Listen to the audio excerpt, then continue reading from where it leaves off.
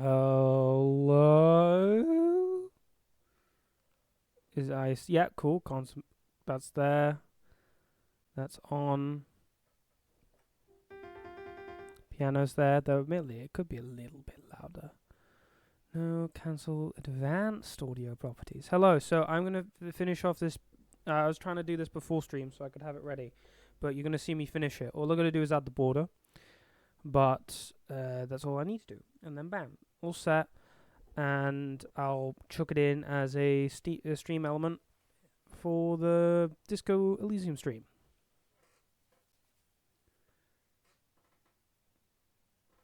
Let's see. Let me double check. Piano. Here we go. Just increase it to 150.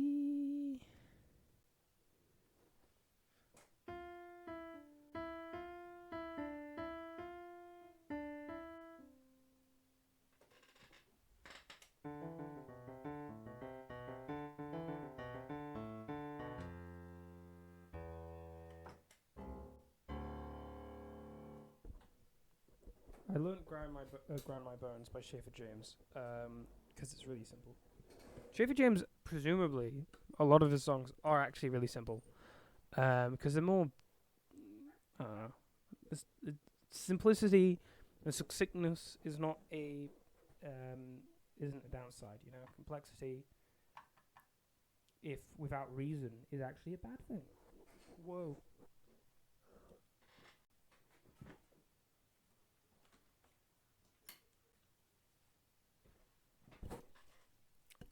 I should probably have it as drawing stream, but I didn't see anything. I guess just chatting.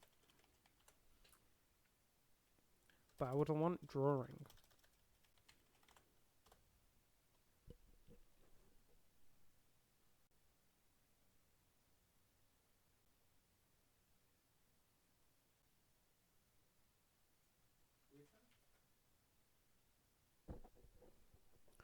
Critter doesn't have its own thing, apparently. Cool. That's fair. I would guess such. Can I just put in drawing? Or draw? No. We're keeping it as Disco Elysium, okay? Sue me. I will be playing Disco Elysium unless this frame for the art is going to take 4 hours, which I very much doubt. I am going to need to get a reference, which is fine. What I would do is click through this VOD, find myself a reference. There we go.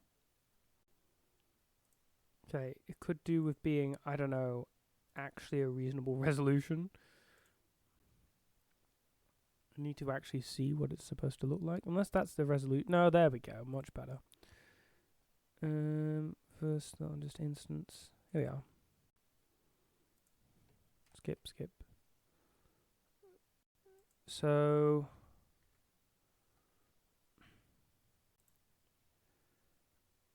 YouTube, please get rid of the bar. Okay, I'm gonna have to wait for it to go away. Boop.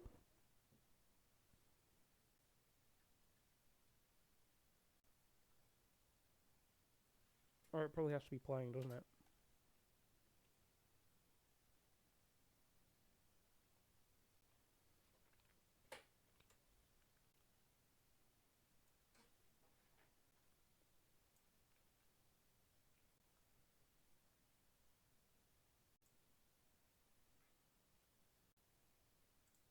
Cool.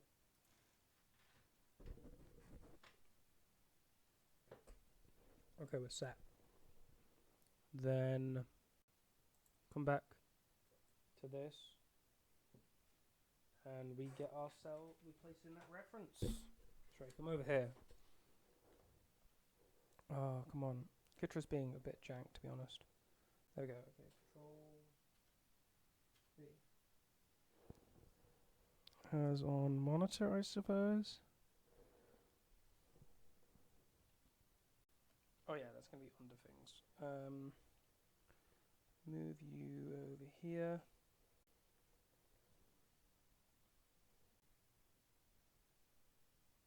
So that's the frame we're going to want. This is nothing. Delete that. You shift, extend it out.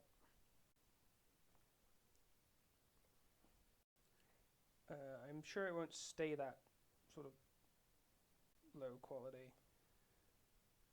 I'm sure.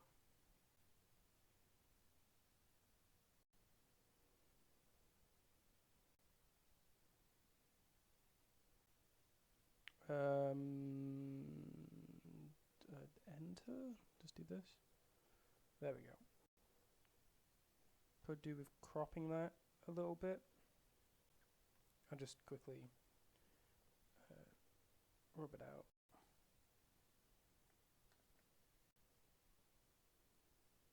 Size increase.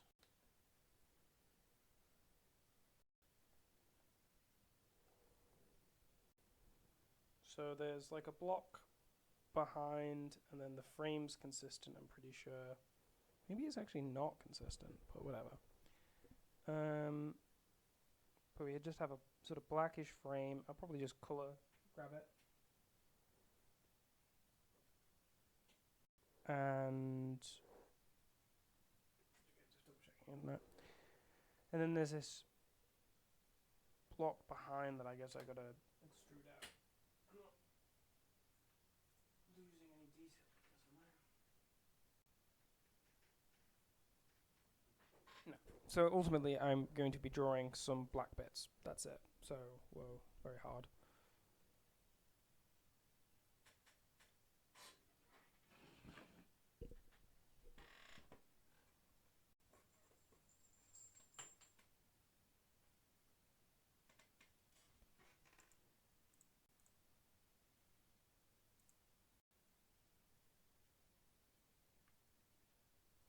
Okay.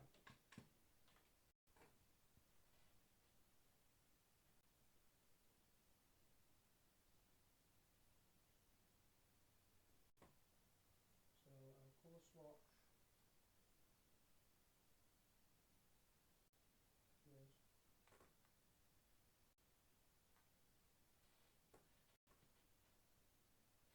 I'll make a little. Make a little there. Thought as much. Make a little hatch for that. Oh, that's very light. That's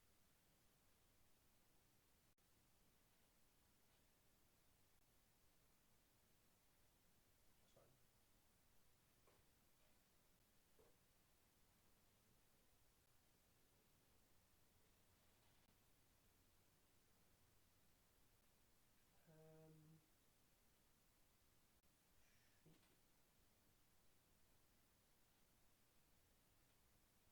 Suppose I need more room underneath as well. So the concept is I'm gonna have the hat and a little bit of the beard sort of pop out,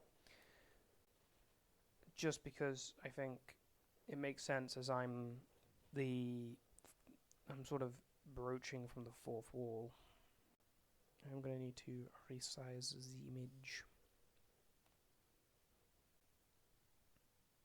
Resize canvas. We're just going to add another 8 from that way. There we go. Okay, cool.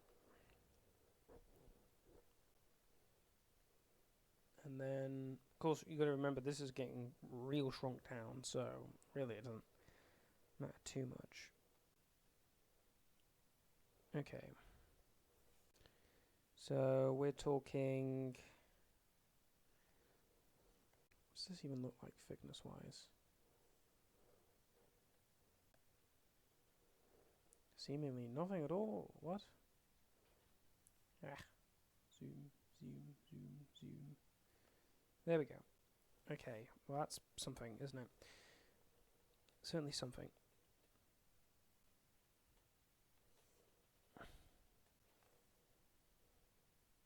Oh, well, its opacity's down as well. Cool. Could do with being a little more thick.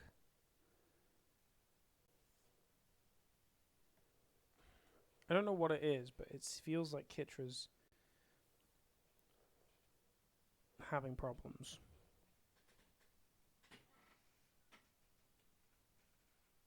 Maybe I haven't got enough resources allocated to Kitra. Yeah, like again, it's just sort of janked out. There we go. Okay, cool.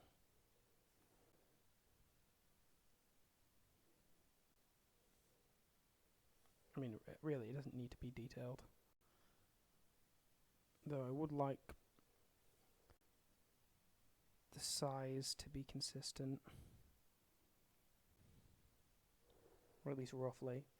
Okay, cool. And then I'm going to go in with this lighter colour. Or a lighter colour. Let's go for that there.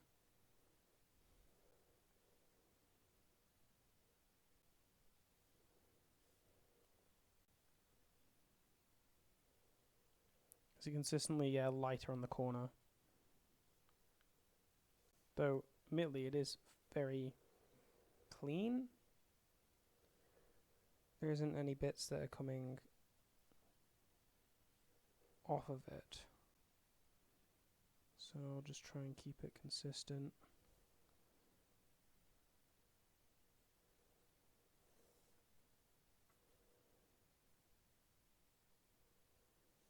I think that could do with sprucing up.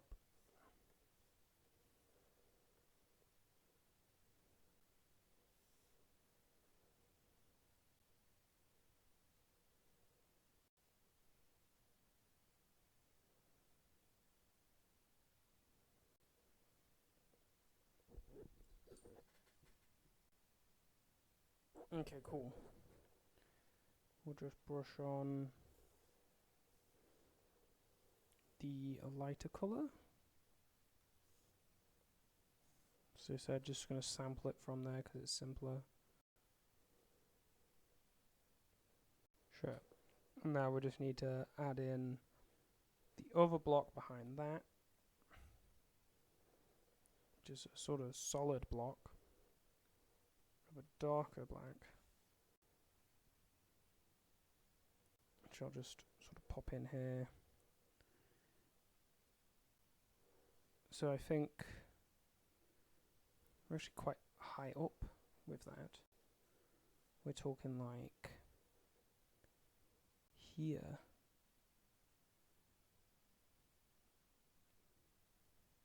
God. Ultimately, it's going to have to be like roughly here. Let's see, 2/3 up.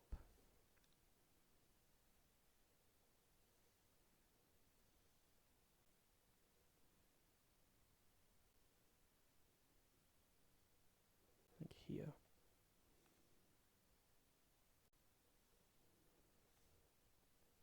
And now it's janked again. Sage.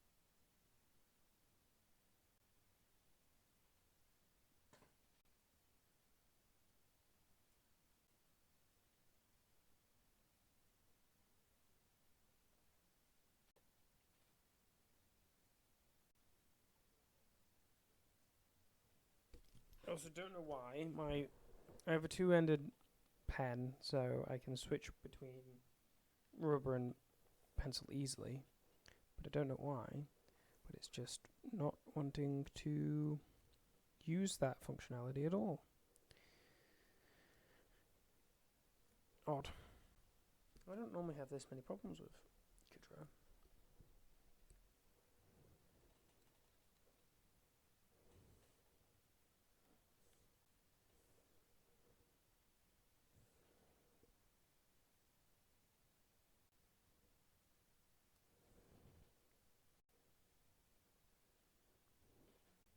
For far away, that's fine.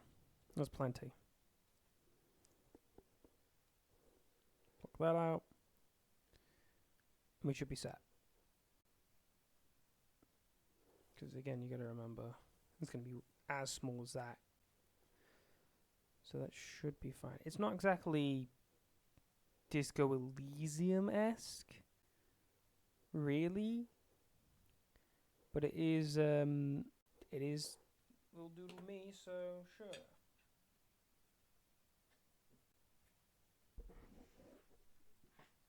Alright.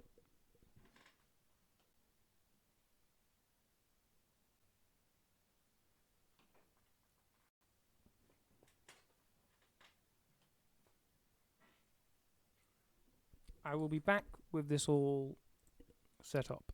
So enjoy Paul's stream. Where's my mouse? Here it is. It's on the other screen. Well, there we go.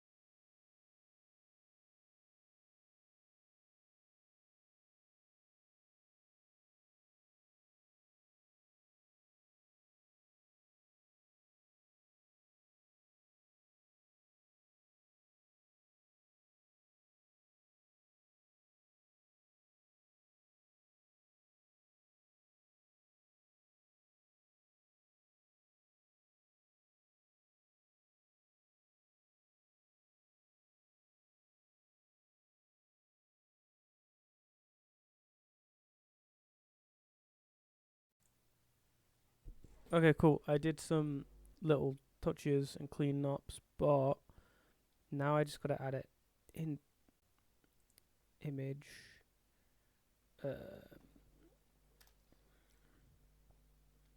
Disco Elysium portrait. Sure. Browse.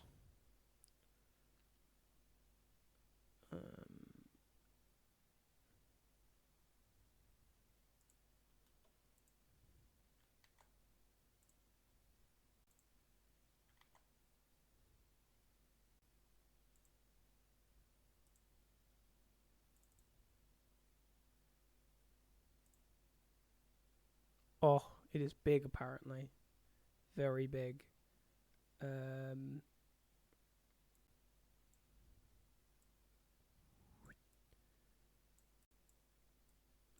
down. Zoom down. It is so big apparently, unless that's not actually shrinking it, which I would imagine it is. Oh, it's just very big. It's just oh, Control Z. Cool.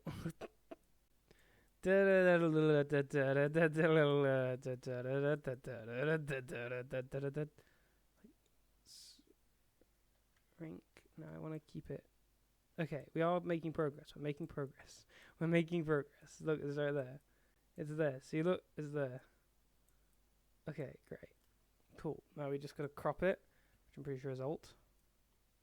Oh, I didn't get rid of all of the background. That's... How am I supposed to get rid of... Okay, we're gonna forget about the sides then. Forget about them. They're gonna... Oh no. That's an integral part of it. Is there any way I can... This is what I get for not getting rid of the background. Okay. Yes. Oops. Real quick. I can fix that just right now. Hold on.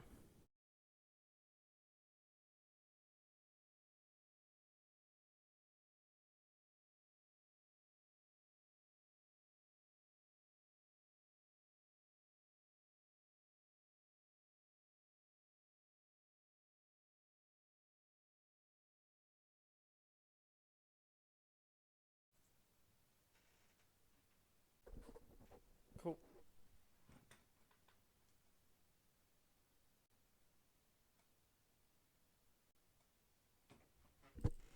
I've changed it over. Perfect. And now I can add it back in. Add image disco Elysium portrait. Might as well also boot up Disco Elysium while I'm at it. The audio for the game should already be set up. So, okay, cool. I thought my headphones might have died. Okay, bam. Browse. Perfect. Open. Okay. And now we shrink again. There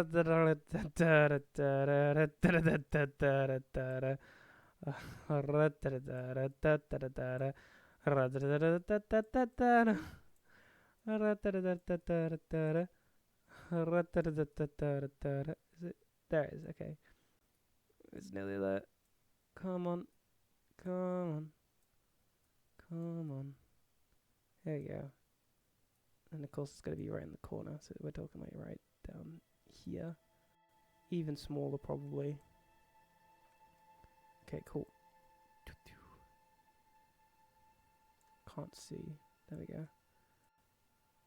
That, like that.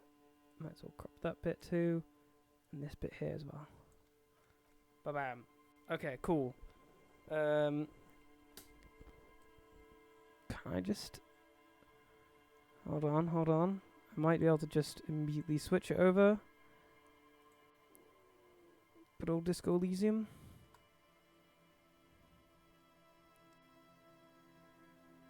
And ba-ba-bam. It fits in pretty well, you gotta admit. It is just right there though. We'll have to... Oh god. No. Game capture can stay where it is, please. Disco Elysium portrait can move down a little. I'll continue. And I'll chuck it in the right place. I don't anticipate this going crazy well. Oh, okay, it's even smaller.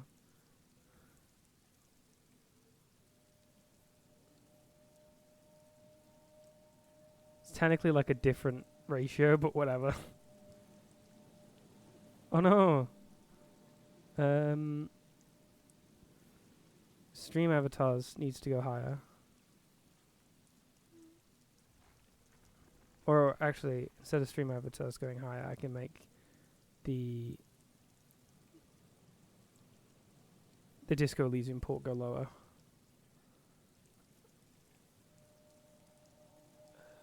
I'll put it roughly on the same level as VTuber.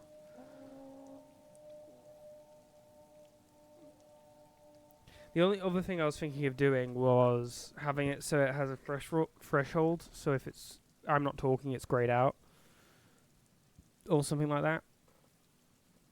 But that's fine for now. I don't know if I can do that, or at least very easily.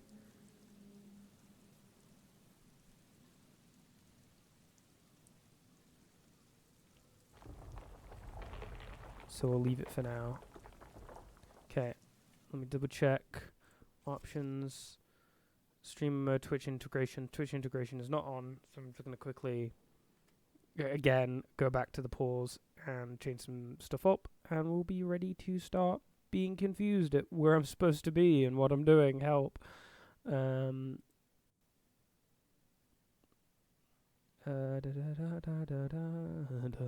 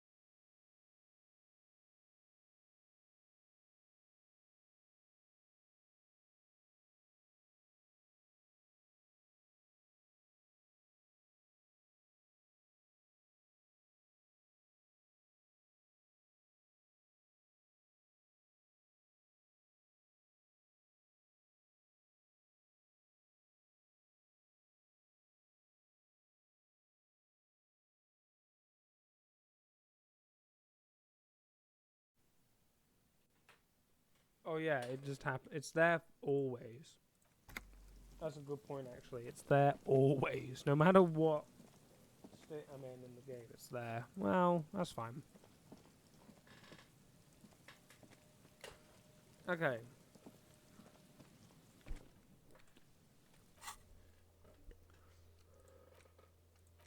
That's about Ruby in the village.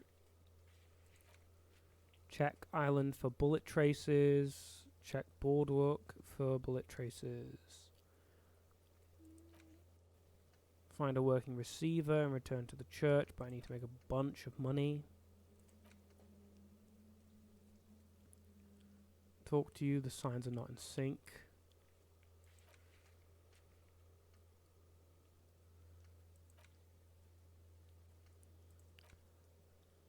Beauty to the wall, but I need a brush. And that's impossible. I've done a lot of tasks. I don't actually know that. Hold on. I'm actually going to look up, because I'm cheesy. I'm going to look up where the spots are for the checking bullets, because I genuinely have walked the places where I think they're supposed to be, and I cannot find them. Disco Elysium. What's the actual task called? The task is called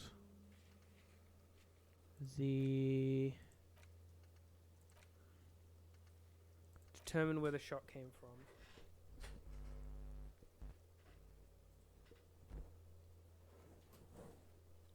Determine where the shot came from.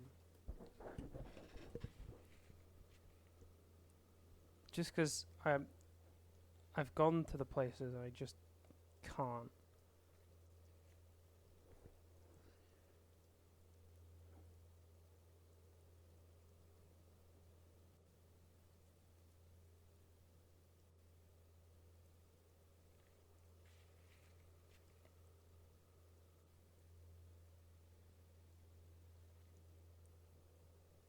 Oh, you got to do the other one that I'm stuck on first.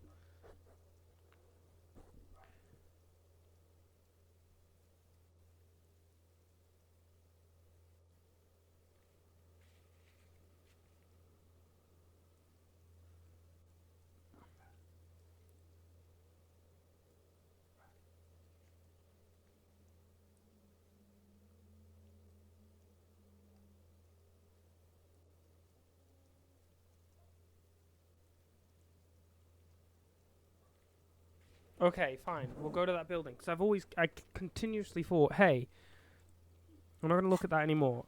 I've always continuously thought, hey, there's a stairs there. Let me go investigate. But it never let me. So I guess I got to go to the door. Why am I hearing like a horn?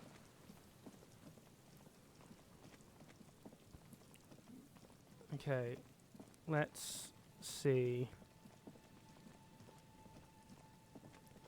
So we climb up here onto the boardwalk, and we're going to go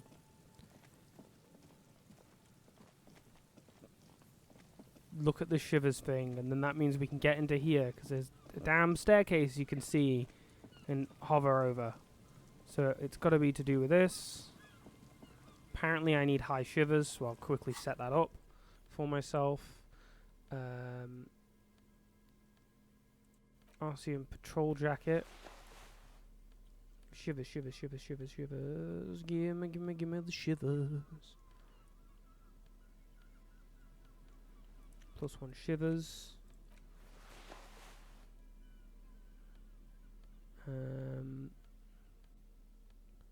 Don't think I'm gonna have anything else that gives me shivers. Maybe this? No. Any glasses? No. Cool. Let's do this then. You see, a once bright new room towering above you. Step closer. Above the mural, a collapsed roof, broken windows set in walls that are cracking and will soon also fall, and the coastal breeze rustling and sighing in the remains of the edifice. Okay. Felled electrical. How ironic. All these dark rooms. Felled Electrical. You only know them as a small company that makes ink cartridges. Looks like they used to be big.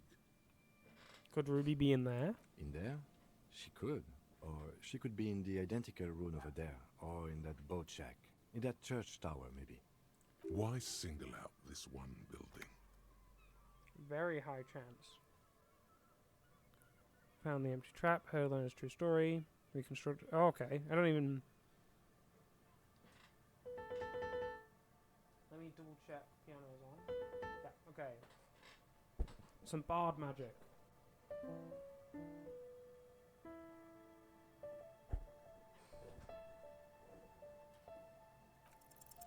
Even though you're sure you succeeded, all is quiet. There is no cold hand brushing against your forehead, no rustle in the reeds. The wind has died down. The ruin in front of you is silent as a tomb.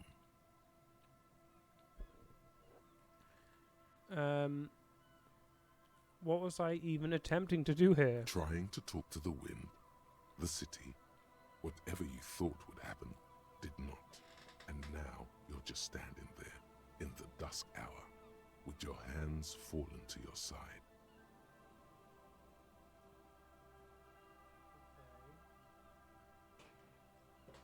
Continue. Is trying to talk to the city something you've done before? Is it in your secret repertoire? A trick for when you're out of ideas? I mean, I'm admittedly very much out of ideas. How do we? I was really hoping she'd be in the village. Okay. She's probably north of the village, and this place is a peninsula. We already scanned most of the outdoor areas on our wild cryptid hunt, so we have an understanding of the geography, at least. And then there's the church. We've already searched that and can rule it out. I know it doesn't feel like progress, but exclusion is a step too. Yeah. Anyway, we do it the old-fashioned way, sector by sector.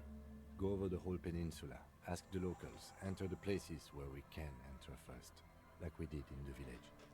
And if that fails, if we don't find her? Then, if we're desperate, we can look where we can't enter. Bunkers, storm drainage, this place. I'm sure it won't come to that. Walk the coast, the old boardwalk, the reeds. You can always come back here and talk to the wind again. Look where it already got you. An adventure awaits. An adventure on the windswept urban coast. Nah. I say we just keep this shiver train rolling. There we go. There's a sigh, carried on the molecules around you, moving, flowing from high pressure to low pressure, like that of a woman emptying her lungs. She wraps the collapsing stone box in front of you in her breath, flowing through it.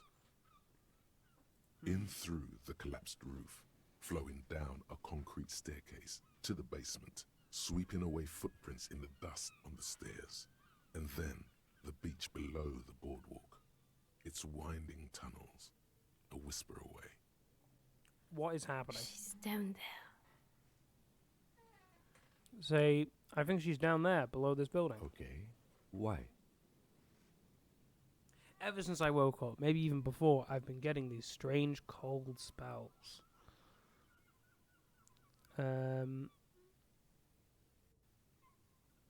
The wind told me. So, how do we get in there? The doors were on the collapsed side of this building. They're gone, basically. Finally, my time to shine. There's a ladder next to the sign. Perhaps we can climb it. Enter through the roof. Perhaps you can climb them. We are not climbing anything. I'm 43 years old, and I plan to live to see 70.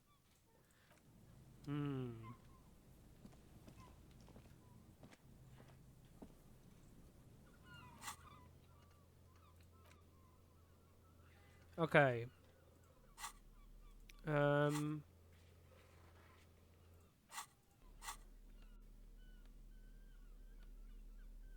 I mean, I would rather him be with me because presumably they've got a gun. I don't know if I've got anything that increases my ability to interact with the world, to do a little boogie. Oh, okay, that's one.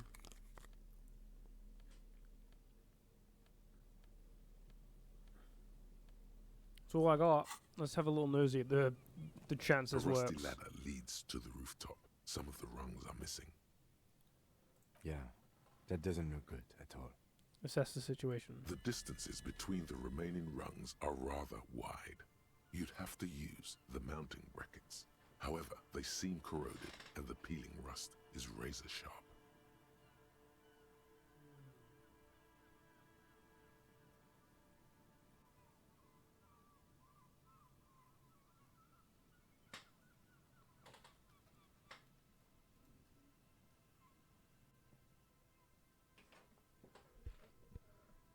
In addition, the first rung is going to be tough to reach. It's what, 3 meters above the ground? And you're 180? 180 seems about one. 190, I'm a giant. Okay, but still, the roof is collapsing and the wind gets pretty brutal up there. Dismounting from the ladder is going to be hard. Perhaps if you were to not climb the ladder. Instead, what if you were to do something more subtle? What if you were to reconceptualize climbing the ladder? What if I don't climb? What if I just teleport? Teleportation is not a thing. Teleportation is a thing, just needs a bit of concentration. Okay, let's say teleportation is a thing. Wouldn't you need some kind of scientific apparatus to create a teleportation field? You can't just do it without apparatus. What are they talking about? Teleportation, Mikhail. It's generally thought impossible. It won't hurt to Oh, try. yes, it could hurt a lot. Teleport to the room. It's a really high chance. What is this? Okay.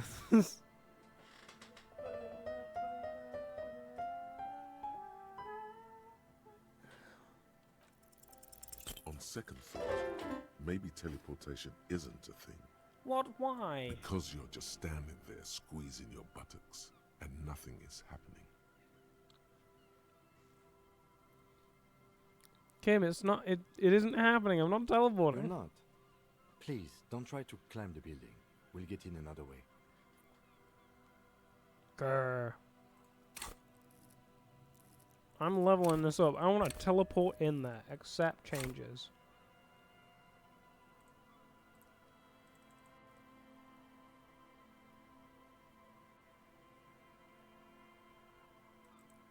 Is it not? You're not ready to do this. Oh, okay, I'll do this first. The Jamrock Shuffle. Hmm. In a way, yes, you are treasure hunting.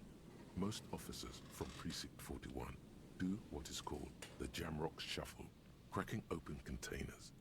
Most of them are from Jamrock or Coal City, the poorest parts of Revachol, that also overlap with the network of royal catacombs called Le Royaume, just beneath the streets. As children, you would all go underground, hoping to find treasure, and come back with a rat's tail or a used needle. That playful curiosity must still be in you. Who knows, maybe one day the Orbe de Montagne, the Holy Scepter, and the Cocaine Skull will all be yours. Whoa. Find better loot in locked containers. Oh, okay.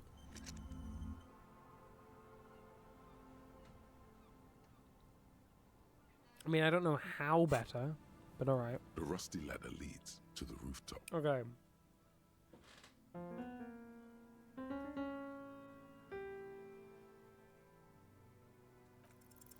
All you need to do is close your eyes and concentrate. Darkness enfolds you. You can feel the distance between the bench and the first rung of the ladder. All you need to is Do it. zoot, zap, pow, crinkle. It's like magic. Yeah. You feel yourself disappear, your atoms fading out of existence. Oh my god, I can't believe it. Bam! You find yourself on the roof, having mastered the art of physical displacement. Don't gloat. Just stand there like. You know, for the record, you didn't teleport there. You just climbed the ladder with your eyes closed. The wind at the top of the building starts howling loudly, blowing away the lieutenant's voice. Faintly you hear, Never mind. Find a way to let me in when you get inside. Don't go adventuring with a backup, especially if we think the suspect may be hiding here. Time to investigate. This is where we belong. What are the teleportation? The central support beam has been destroyed by artillery fire. Oh, stones fall. It's a long way down. Okay, I don't need 2 different crowbar things. We're gonna have gun because theoretically there might be a suspect near. holding the gun feels Oh. natural and satisfying. It's like an extension of your arm, the polished wooden handle almost fusing into your palm. I think my hand recognizes it. It reminds you of the day you first held it, with fear and respect, hoping you don't have to use it in vain. The sun was out in Jamrock. It was so long ago. Oh. Sheathe your sidearm, officer. A serious law official, cop by the book, should know to only unholster their service weapon when using it is unavoidable. Alright.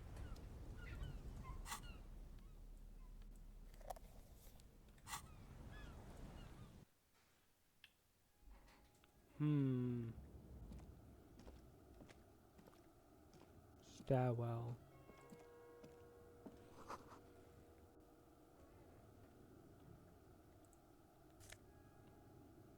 Postcard.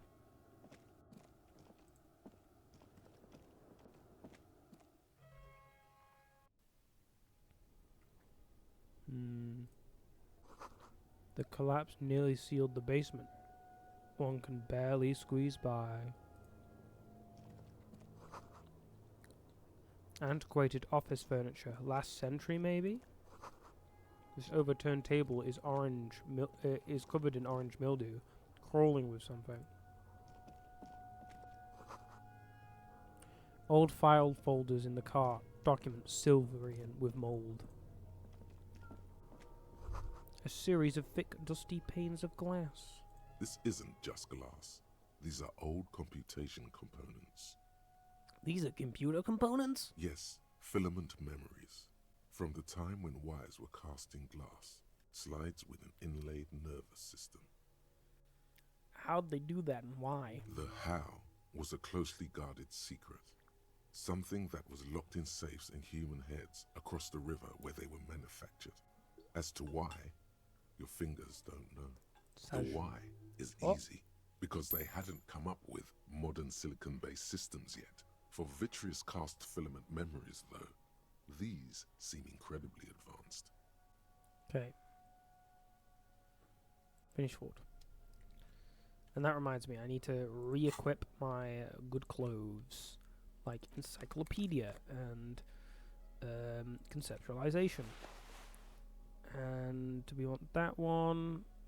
I think we want a little bit of drama. Look at the bow tie! Ah! Hello? Oh, bam. I mean, admittedly, I need some more boosts to suggestion. Ah. 2 rusty metal plates that slide apart form a crude door. It's been here under the boardwalk for a while. Who is there? What do you mean, who's there? It's me, Kim. Stop playing around and help me get the door open. Push the door open.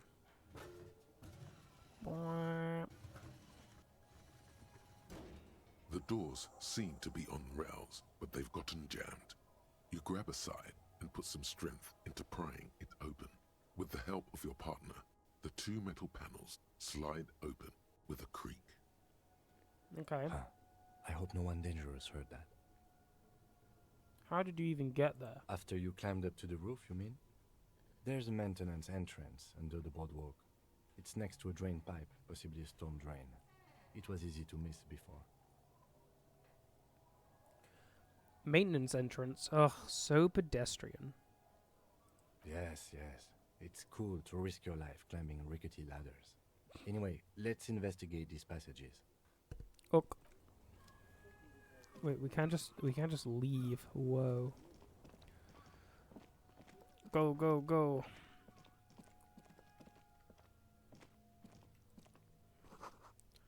In the beam of the flashlight, a crevice in the wall. Oh ho ho. Good thing I have a flashlight. Stale fabric smell and dust. No one slept here in months, maybe years. A mustachioed and mutton-chopped man, amateurishly depicted, gazes at you with sad eyes. A plaque reads, K. Mazov. There is a spider web in the lower left corner of the portrait.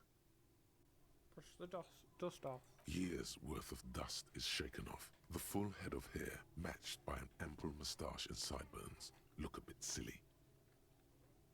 Brush Years' again. worth of dust is shaken off. Yes. Looks like some latter-day radicals were hiding out here. They left a long time ago. How long? Half a century?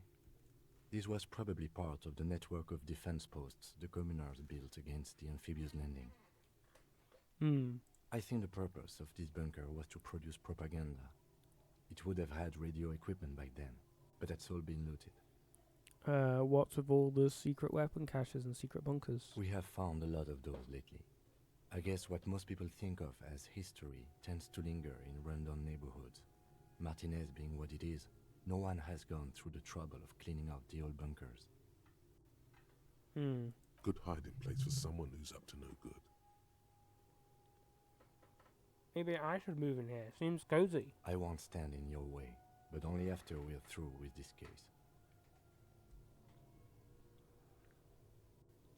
I won't stand in your way, no, oops. but only after we're through with this case. Could it be connected to the Mazov bust we found in the student's room? Millions of depictions of Mazov have been produced. They're not all connected. Besides, that looked like some student. The youths always go for this kind of stuff. Could someone have stopped through here recently? You mean like Ruby? No, I think we've stumbled on a piece of history. Okay.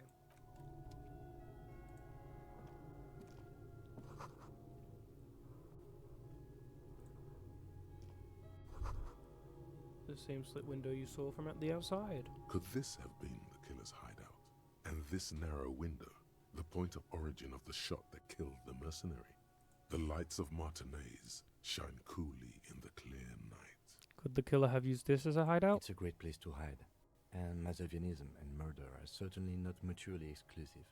But there hasn't been anyone here in ages. Kim, I can't see the whirling rags. The shot didn't come from here. Indeed. No one could get a clear view. Well, at least we've been thorough. In fact, I think we're done with this bunker. After you, officer. Well, you say that, but there's another thing right over here.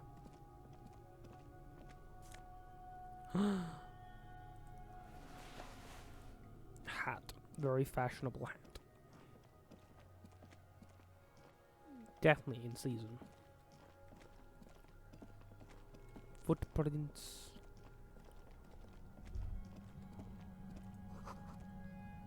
There's something in the air. An unnatural buzzing. Tunnel collapse. You'll have to find another way around. Grr, no. Alright.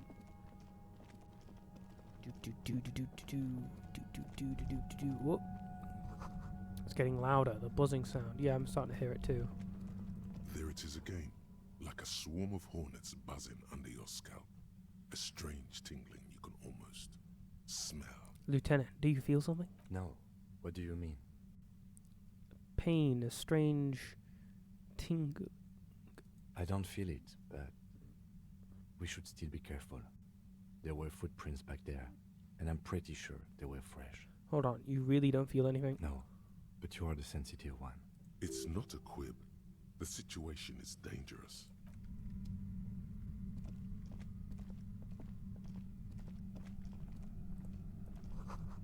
concrete pipe buried in sand and dust. Money. Even more money. Nearly there for that radio. Suddenly, your entire body is paralyzed. Aggressive white noise fills your skull. A strange pain like you've never felt before. Through the static, you hear a woman's voice. I know you're feeling pretty uncomfortable right now. Don't move too much or fight it. That'll just make it worse. Can't say it's a pleasure, officer. I was really hoping not to make your acquaintance. But here we are. As she says the word officer, you feel a spike in the agony. It sounds like the entire radio frequency range is screaming directly into your neural pathways.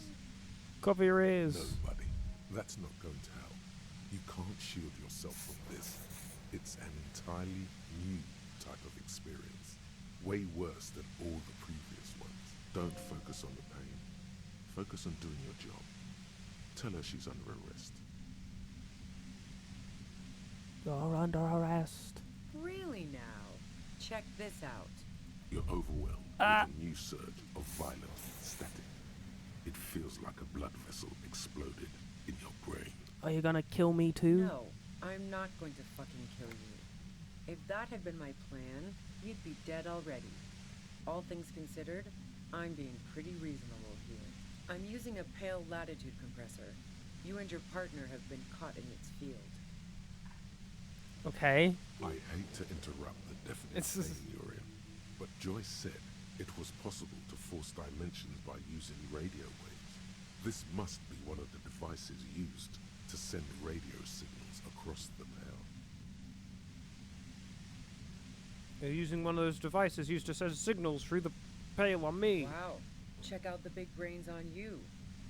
You're not entirely wrong.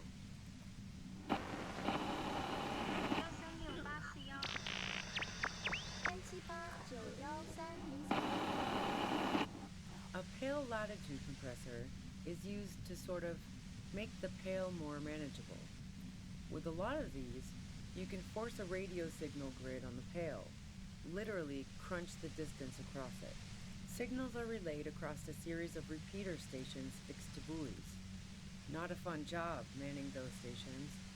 All alone out there in the pale, people lose their minds in just a few years. So, what we are experiencing is a concentration of radio waves. He gestured towards something with great effort. Precisely. This is an industrial strength paraboloid. It's meant for forcing dimensions on something that doesn't have them. Needless to say, the frequencies used are out of this world. At the upper limit is the large prime number generator station. It's used specifically for pale latitude compression. That's why you may be hearing some numbers. But you might also hear, or think you're hearing, local radio chatter. She likes telling you about the machine. Keep her talking. Look for an opportunity to break loose. Okay, have you experienced the compressor yourself? Yeah, I stuck my head in there before using it on you. It seemed like the ethical thing to do. Can't say that I enjoyed it. The field was weaker, but I can imagine what you're going through. How do you get your hands on this thing? I built it myself. And she's proud of it too, as she ought to be. This is way beyond your abilities. That's illegal. I'm guessing it's patented. But we are beyond that, aren't we? Oh yeah, way beyond. She studies her death ray and the law officials trapped in it. Will I stay like this forever? No. Once I shut down the compressor, the pain will end. It may take a few minutes for you to steady yourself, though. It's a bit like waking out of a very confusing dream.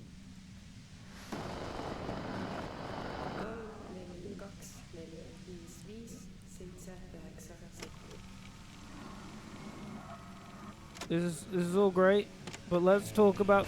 Oh yeah, never mind, this is great. This is all great. Let's not talk about that shit. You were hunting me and fell into my trap instead. That's all there is to say about it. So she thinks of you as hunters, not cops. Please, could you turn it down so I can ask you something? If you've got something really important to say, you can do it through the white noise.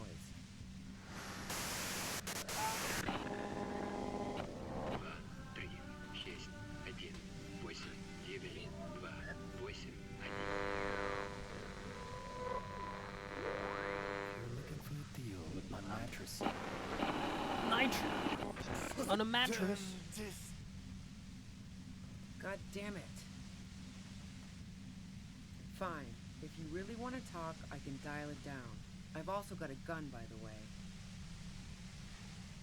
Well, it doesn't feel much better, but you can form sentences now. Thinking doesn't seem to hurt as much. There's only 3 meters between you and the machine. If you keep her distracted for long enough, maybe. Be careful when you make your move. That'll be it for questions. Bide your time. Did you shoot Lily? No, I didn't do it. I only helped stage the lynching, though I doubt that makes much of a difference to you. Who ratted me out, by the way? Was it Titus? No, he wouldn't have broken first.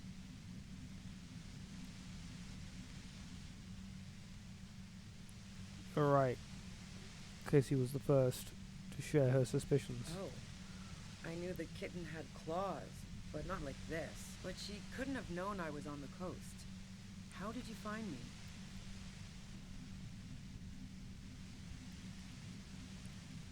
Took some convincing. Fuck. Took some convincing my ass. Those guys liked me, I know it. This is what happens to people whom people like. A dull despair is creeping into her voice. How the fuck did the rest of you get by? Wasn't it you who called me the human can opener? It's not personal. I opened them up. I do it by... I did, didn't I? Now you've come for me. Fuck them all the same. Honestly, I don't know how I do it. I just stumbled in here. Can you please explain this shit to me? I do it by asking questions, and I have some for you. Like what? I already told you I didn't do it. A strong moral compass. She still wants the opportunity to make a case for herself. Do you have an alibi for when Lily was shot?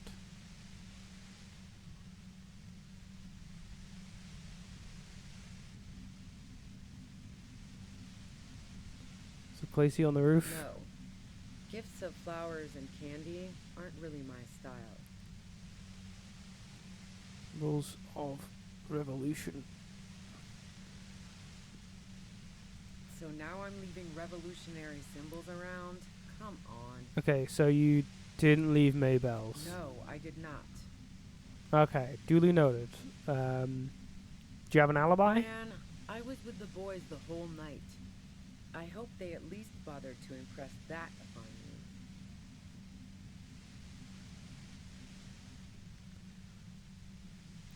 On leak, 15 minutes.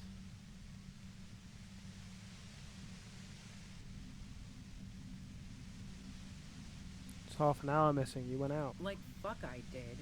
I was in all the time. I went for a leak. 10, 15 minutes max. Has shown that 15 minutes was just enough time to commit the murder. Wow. Now I'm curious. Please, explain. There's a secret way from the first floor on the walling house to the roof. Don't know it. But also, Evaluating your competence as a police officer. the shot couldn't have come from the roof. Or we would have all heard it downstairs. She has a point there. No one mentioned. Okay. Would you say that Lily was a likable person? I didn't like it. Lily. Hardened mercenaries aren't particularly likable types. You don't feel sympathy for mercs? It's hard work. Plenty of broken people who don't come with that kind of body count. Besides, they're paid well for what they do. Okay. I'm listening. Seems like dead. Would you like to hang out on the rooftops? Who doesn't? Oh, you probably mean Claudia's rooftop. Sure, I've hung out there. She's got this great antenna. So the only reason you hung out on the The roof? view's pretty bomb, too. But you might say the antenna was the main attraction there, yeah. Along with Claudia. So you're sure you didn't shoot the merc from the roof? Yes, I'm sure. And anyway, as I said before, the shot had to have come from afar. Okay, let's take a step back. Yeah? Where? Tool equipped. Who killed the merc if it wasn't How you? should I know? As I keep saying, he already had a bullet in his head when I got to him, and there hasn't been any useful gossip over the radio. Police radio? You've been following the case? Who hasn't? You know, I can still see him there, in Claudia's room, lying on his side. He was still warm, but the bluish light coming through the broken window made him look as though he'd been dead for a good long while. If you didn't kill him, why hide? I saw you roll into town. I wasn't about to stick around for questioning by a goddamn La Puta Madre agent. So this is what she was scared to tell Titus. This cop. La puta madre agent? Yes, you. Everyone says you're his peon, his human can opener. Through the sudden sharp pain in your head, you hear the lieutenant mumble something to himself. It's especially bad suddenly. Felt like a vein exploded.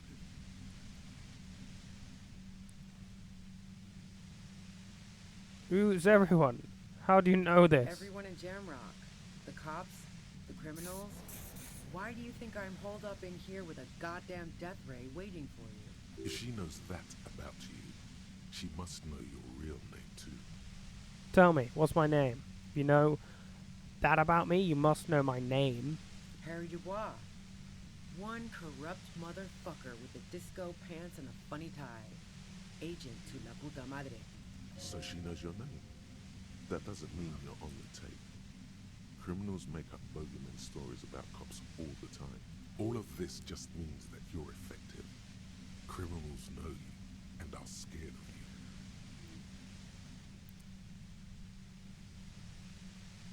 Oh yeah, I'm La Puta Madre agent. You better let me go. Yeah. That I'm not planning to shoot you is the extent of the courtesy I can extend to La Puta Madre at present. Due to this Madre anyway. You know what I did. I fucked him over. And now I have Harry Can Opener in my lair. Fucking Titus. Wait, one thing. Possibly small, but she said you rolled into town. Was that you singular or plural? She might know something. How did you... What happened Saturday night?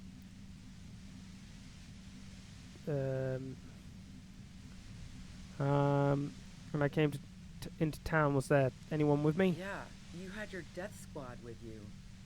What happened to them anyway? Who was in this squad? Well, it wasn't this scrawny dude. You had 2 guys and a lady. The guys looked pretty buff. Lady wasn't bad either. What else can you tell me? One of the guys seemed chipper, a blonde. The other had a brooding something or other about him. And the woman was the only one in uniform. All were carrying. That sound about right? No idea who these people are, literally. Testing you. They're outside with guns. Guns. I've faced worse. She hasn't. She hasn't gone up against 3 armed people before, and she believed. Perfect. How did you know we were coming? I heard you in the passages, and I've been preparing for quite a while. By hiding books under floorboards? So you found my shack, huh? I'm not surprised. Preparing for a shootout? That's why you're hiding ammo? I was, before I caught you in the pale latitude compressor. I'm fine now. That's her admitting the bullet was an emergency exit. What happened Sunday night? Tell me your version. She eyes you warily, as though gauging your sincerity. It's okay. We just want to... All right, don't kill yourself over it. I was shooting the shit with Hardy and the boys over a few beers, like always. Then Klasha comes in, all pale and shuddering. Okay. She sits down with a drink, trying to steady her nerves. So I grab a seat next to her. Cassie said you knew something was wrong immediately. No, I really didn't. She's not that easy to read. I just assumed she'd done too much blow. It wouldn't be a first for her. But no such luck. She was in some deep shit. Okay. She asked me to come upstairs. The merc she'd been going with was lying on the bedroom floor, dead. I knew she couldn't get the authorities involved, so yeah. You made it look like he'd been hanged. Managed to come up with a plan so quickly. What? No. Faking a lynching was her idea. Yeah, in cold blood. It really surprised me how quickly she was able to get a hold of herself once we got up there. It was like she was another person. The party girl was gone. She asked me to help her drag him into the shower so she could wind the shower head around his neck to fake lividity. Then she dressed him while I went to get the Hardy Boys. She lied to you about that, too. That's bad. She'd be so... That's bad that she'd be so calm. Yeah.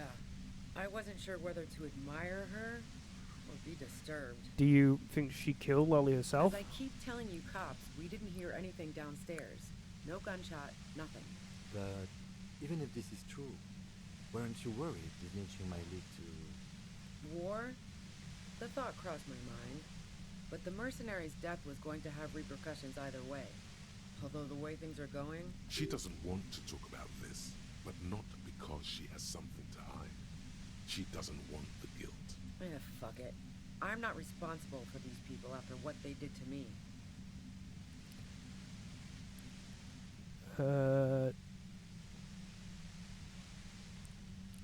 Do you know about the bunker next door? What bunker? The communist hideout back Don't there. know anything about it. No one's been around since I set up camp. But I'm sure I'm not the first vagabond to... Oh. I'm raising up all of my stuff. Keep calm. Breathe in. After the pain recedes, it's a little clearer. Okay, you know what? We're going for it. Come on, come on, come on, come on. Ha.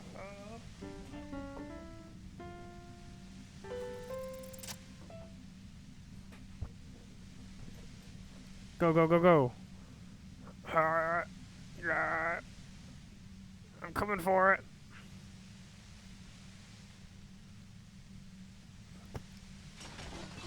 You did it. The compressor... Oh, light jeez. broke 2-2. It's quiet in your head again. It still hurts like hell, but... You're under arrest. She looks at the machine, assessing the damage. Her hand trembles. Oh, fuck it.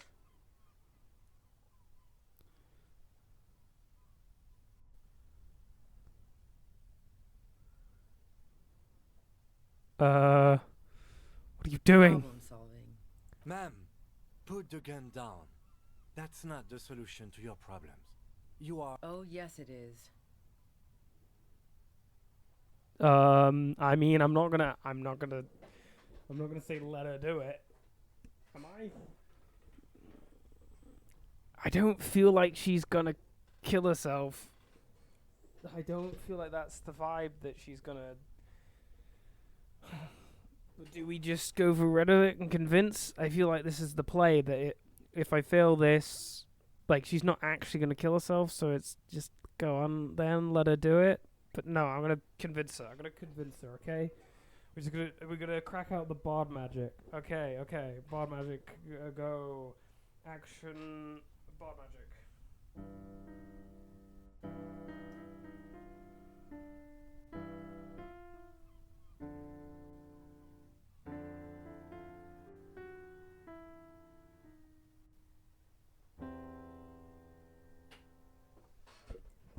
Melancholy bard magic, go! She's Yes! truly desperate. She thinks she has no other options. Whew. You need to give her options. What options? You know.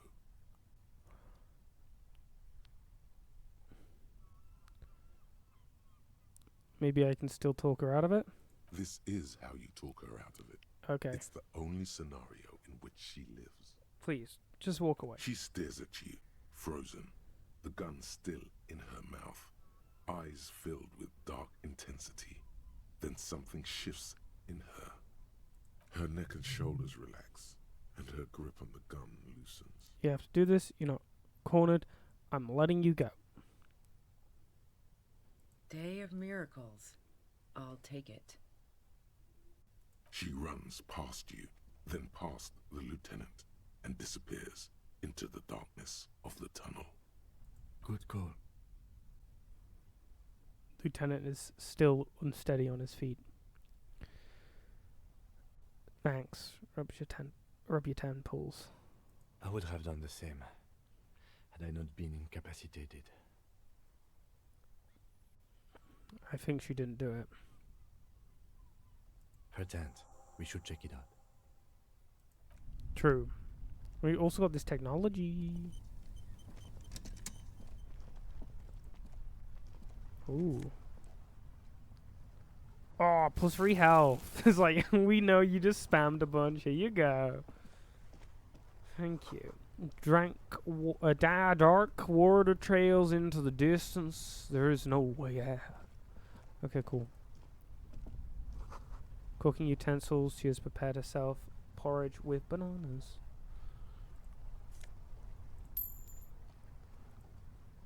The plain red tent stands by dispassionately. It was pitched by practiced hands. She's used to camping out. Look inside. The tent looks old, but well maintained. In the darkness of the tent, a rolled up sleeping bag, cooking utensils, some books, and a kerosene lamp. Ooh, kerosene lamp. Okay, shine your flashlight on the books. Assorted soft covers, mostly pulp horror. A motor carriage lies buried in the snow on one cover. On another, a ghost airship. You also see a collection of radio enthusiast magazines. Okay. See anything? Rager Monthly, Journal of Material Science. More Technological Digest. One of the magazines doesn't have images on the cover. It's not a magazine, it's a leather notebook. A notebook. You pocket the worn brown leather journal. We should read this immediately, like right now. Alrighty. Items. Interact. This. Interact. The edges of the pages are worn and smudged. A lot of people have read about the Devil Woman's altercations with the No. Put the book away. Not that one. This one. A thick journal. The cover is worn like someone used to carry it around in their back pocket. Examine the cover. It's made of full grain leather. The lower left corner of the back cover sports an embossed brand name, Schneller. Schneller is a stationery brand from Gottwald, beloved among architects and engineers. She's got good taste and must have taken whatever she recorded here seriously. Unwind the tape. The journal falls open. About 2/3 of its ruled pages have been filled. Okay. The large cursive of someone who writes quickly and confidently.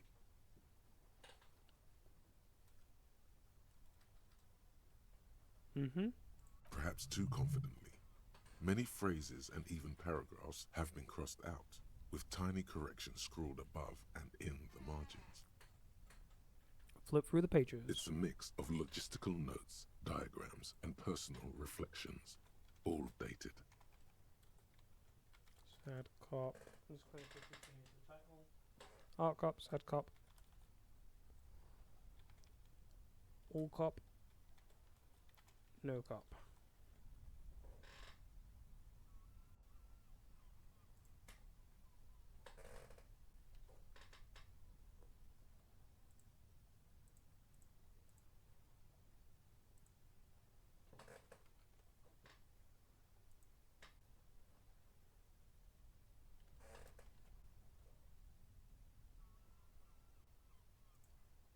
Ba-bam. It's good she left in a hurry. We could learn a lot from this. What kinds of logistics? Hard to tell exactly. It's mostly noted down in code. Looks like contact information, quantities, directions. There could be useful information about local operations in those notes. We have a junior sergeant at my station who's good with codes. I can give this to her after we finish this. What are the diagrams of? Esoteric radio technology. The most recent ones probably pertain to the latitude compressor, sketches, calculations of distance and density. You make out a familiar spiral shape. Okay. Anything personal? Short, wry observations of people and places. Probably a way to pass the time on the road. Also, what appears to be attempts to sort through some difficult decisions. There are a few passages with many questions in them. The way some of those question marks trail off into ellipsis, she was going through a tough time.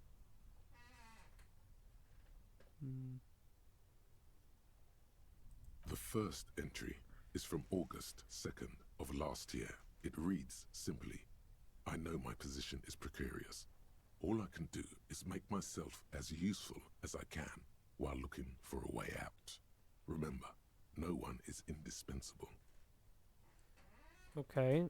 What did she write about Daylily died? Nothing on March 4th. March 5th, though, well, that's bound to come back and bite me in the ass. I'm bad at this. Loyal to a fault. But that's another matter entirely.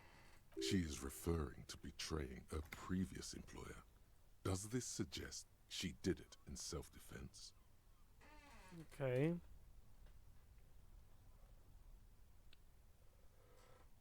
Anything about the Putra Madre? That name isn't mentioned as far as you can tell. Small wonder. Would you talk about La Puta Madre in your journal? You do see an M, though. La Puta Madre. M is mentioned on March 9th and March 15th. Read the entry from March 9th first. Great. M's peon is coming to town, no doubt to investigate the lynching. But also, I feel it in my gut to finally put a bullet in my head while I'm napping in my lorry or on a smoke break. Well, I won't stick around just to twist my own neck by constantly looking over my shoulder. Then again, isn't that what I've been doing ever since I got the call? The call? Did M call her personally? Read the entry. Read from the entry from March 12th. Been holed up here for 3 days now. I'm used to being alone and all, but I don't know when I'll be able to leave, or if I'll be ratted out. They will rat me out, of course. I've made it a point to believe in the best in people, the boys, for example. But experience tells me, did M feel truly betrayed by me? I was feeling threatened. He'd have to know if he threatened people, they'd take measures to protect themselves. Even I know that. Economic measures first of all. Gotta make a living, right?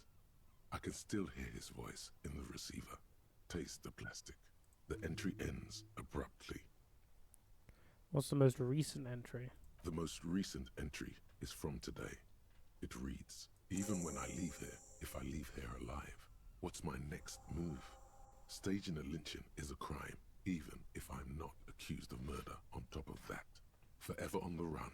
Not really my idea of the open road. Man, I was really looking forward to winning.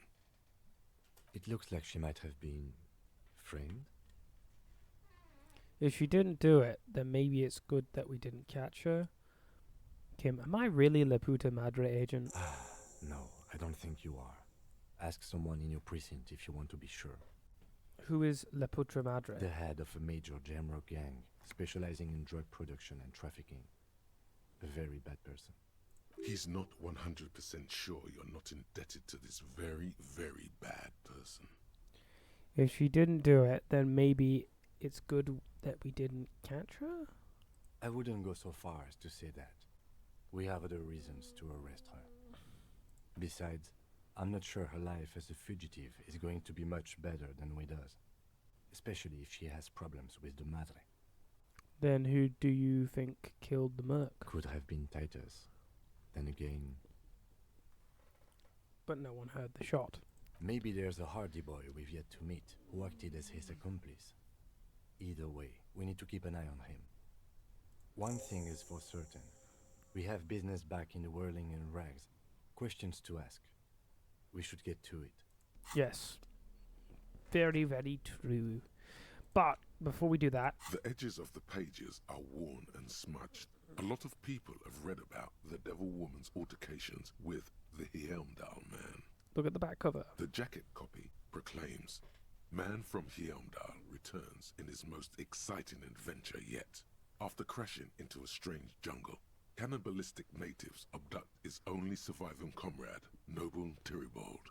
Before Man from Hjelmdal can mount a rescue, he is ambushed by a tribe of female warriors and taken to the ancient citadel of Cloud City, where a mysterious and wicked queen rules supreme.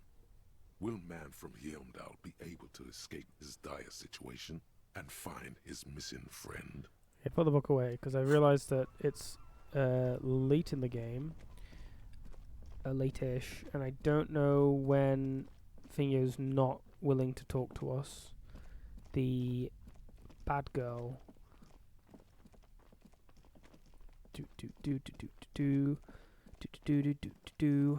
Where are we going?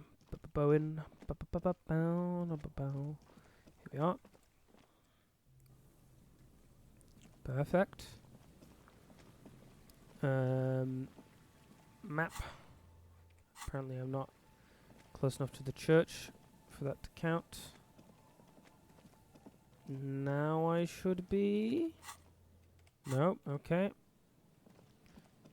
Zoom, zoom, zoom, zoom. Okay, here we are. Here we are. We're outside the church. Does it not want me to be able to fast travel? I'm confused. Am I not allowed to fast travel when it's late?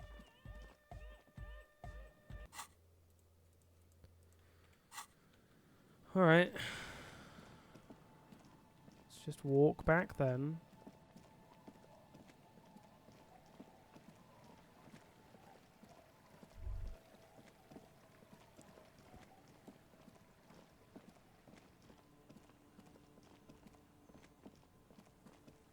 Hello. I think we've got a night in the whirling rags. Still no? Oh, goodness sake. Why there is no teleportation? Why is there no teleportation? Saddons. If Kim can teleport, why can't I? No, sorry. Kim can't teleport. Kim's a pedestrian who uses maintenance entrances. Harry de Bois. Harris de Bois. I'm all out of shits to give, loincloth. That's why. Welcome to the fucking reckoning. Put your damn gun down. People are gonna get hurt. We need to talk this through. All right? Uh-oh. Shut up. Not gonna talk yourself out of this, loincloth shit fuck. Kim, what's going on here? This is a misunderstanding. Nothing irreversible has happened yet. You can just return to your unit and forget all about this. The Kypt is merciful, willing to spare us if we just forget about our murdered and humiliated commander. I think we should just kill everyone, Corty. You are all drunk. Come to your senses. You won't gun down 7 people in the middle of the street. This isn't a frontier town or a jungle outpost. Easy, Lizzie. Let me handle it. I know guys like this. I'm sure we can come to a peaceful agreement. Ain't that right, fellas? Peaceful. Oh, that's you over there? Okay, hello. Fuck, there's a third one. How did we miss something like this?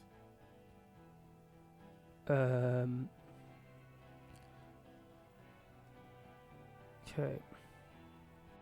Get between them. What do we do? My plan is not to get killed, but we have to intervene. Okay.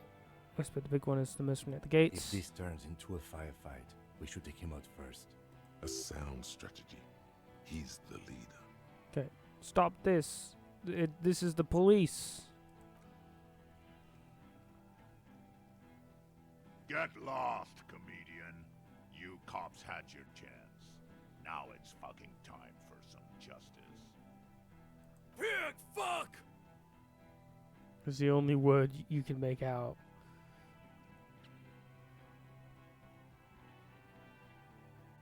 No one needs to die here today. Oh, people are gonna die today.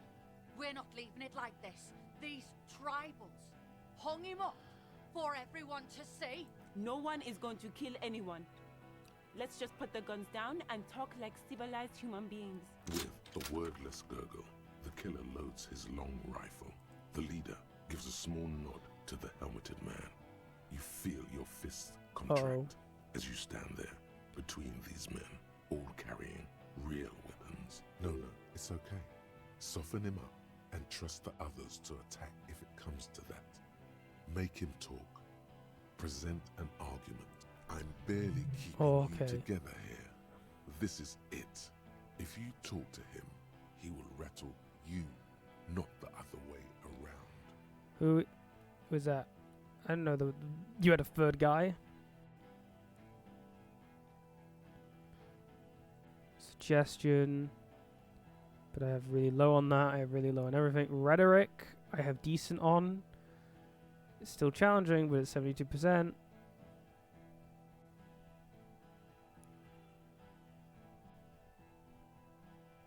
You're all drunk. Look at yourselves. Yes. So what? Your judgment is impaired. You'll regret this. I'm clear as day. Fucking government ordained super soldier. Enough already! What is this? We didn't come here to fucking chat! Interrupt me again and I will execute you on the spot, Lance Corporal. Okay, got them arguing. Cool. It's got to be this one. Think of an argument. Go. 83. Who is that? Point to the man. I didn't know you had a third guy.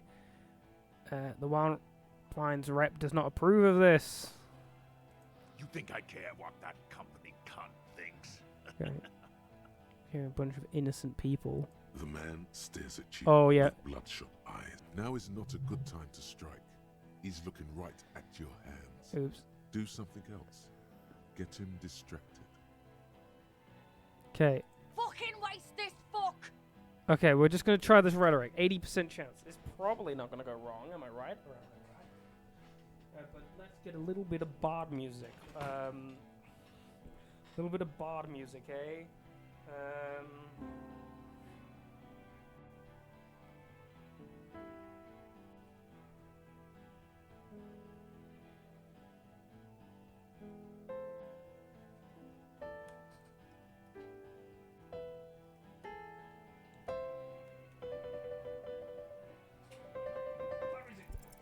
International something. International law. There's a tribunals against the law, the international law. Don't say it. Don't say it. But now you stood there scratching your ass for 1.5 seconds. You think this helps things? Easy now. Easy. Just tell them these men didn't do it. Listen, they didn't do it. Who did that? This was me. Kill me. Someone else. Someone who's not here now. How fucking convenient. His fingers are twitching. That's a draw reflex. He's about to draw. A sniper did it. You think I'm fucking stupid, cop? What if I just shot one of your pals here, right now? Huh? How about the kid? Tell me. It's a magic fucking sniper. One more time. Listen, please. This cop and this drumhead court marshal won't decide who... Okay. Logic 8. We're logic peeps. Let's go. Logic, logic, logic. Yeah, da, da, da, da, da, da. Logic. The there we go. Confessed to hanging him all together. Titus said, we took him out back and hanged him. He said it loud, in a public place. Listen, he wasn't. He was shot. He wasn't hanged. Listen to me. You're lying. DePaul heard it. You heard wrong. She and these men have been helping us find the shooter. The hanging was only a cover-up. Fucking liars. The shot rings in your ears. A Oh. low, tinny ring. Then the Hardy Boys yell something. The young woman stands and looks behind her. The shot has flown over her head, crashing a small pane of the glass window behind her. I missed. Man looks at his revolver and smiles. I know what I heard, Corty. They said they killed him. They said it was a good way to end a Sunday night. That doesn't sound good. You need to change the topic now, or there will be another shot. What topic? Shots have been fired. Act before it's too late. This was a close call. Figured out the armor, got them arguing. That's not going to happen though, is it? Just stand there quietly, hope nothing bad happens. Who was that? Point the man. I didn't know there was a third guy. Rude. Rude is the killer. Rude, the killer. Owen Cloven. He doesn't talk much. All of you cunts inside out. The killer. Gunner. The raddest. The killer. What do you think he does?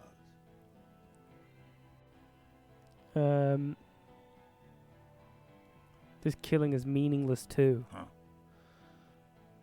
What are we waiting for? Let's blow that pig fucking mouth off his face. Lance Corporal, just fucking shut up and wait for your order.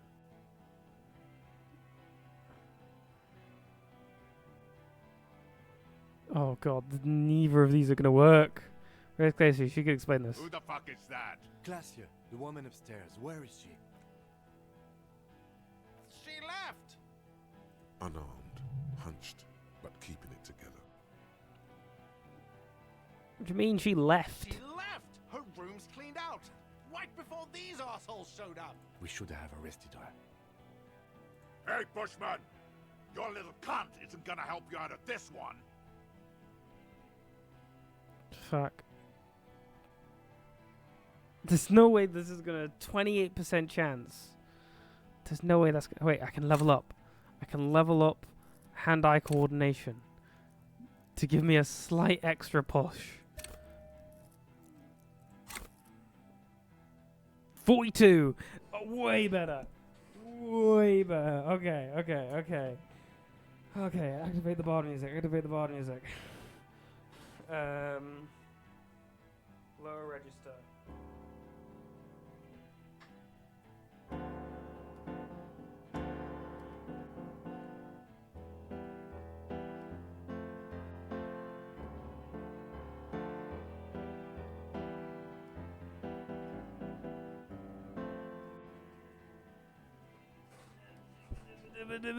Do. Yes.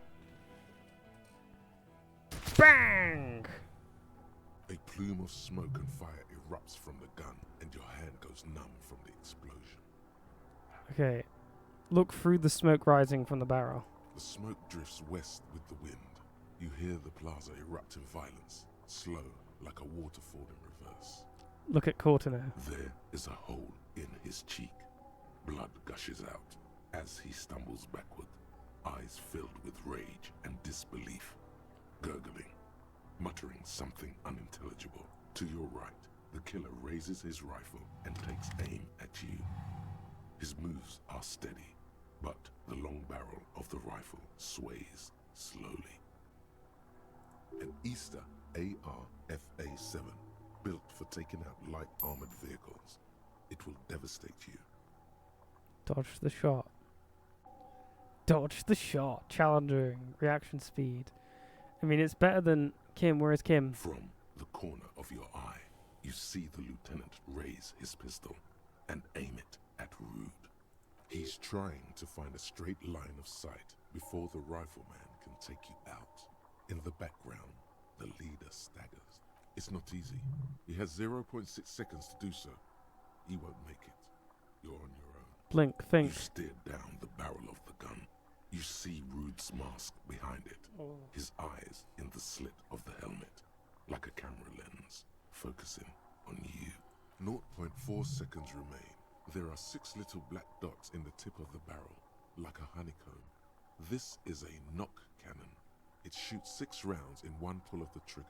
Absolute destruction. God, you're so frail. Too frail to think further. Time is running out. Okay, reaction speed.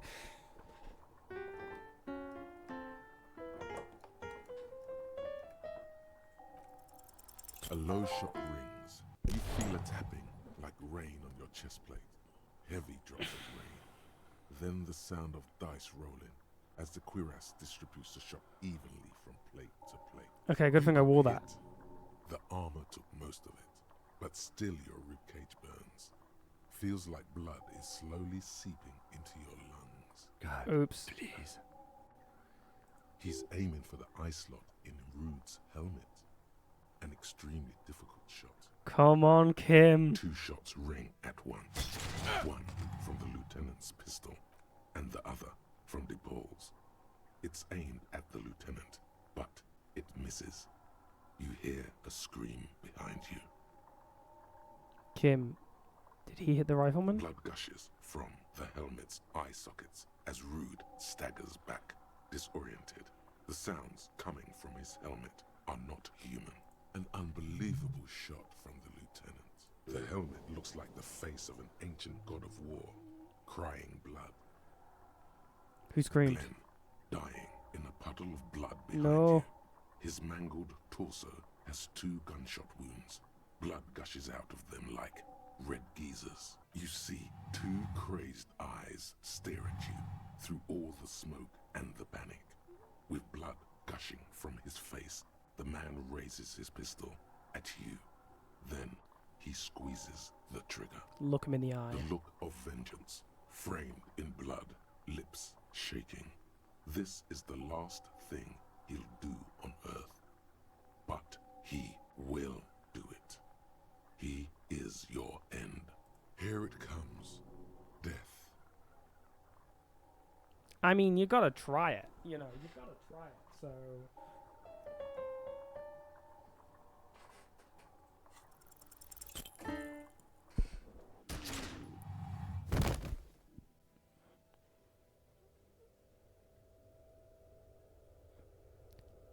Oof. You can't. There is no time. Something inside your I got both pelvis 6s. explodes. Your entire lower body Oh, I is on see. fire, and your legs can't support you. You fall down like a rag doll. Wait, so I got both 6s, a critical success, but I still fail. The pain is too immense to scream. It pushes the air out of your lungs. Everything goes dark. A distant blur as you recede into it. Listen through the darkness and the pain. The Hardy Boys are screaming, fighting, dying. Someone jumps over you.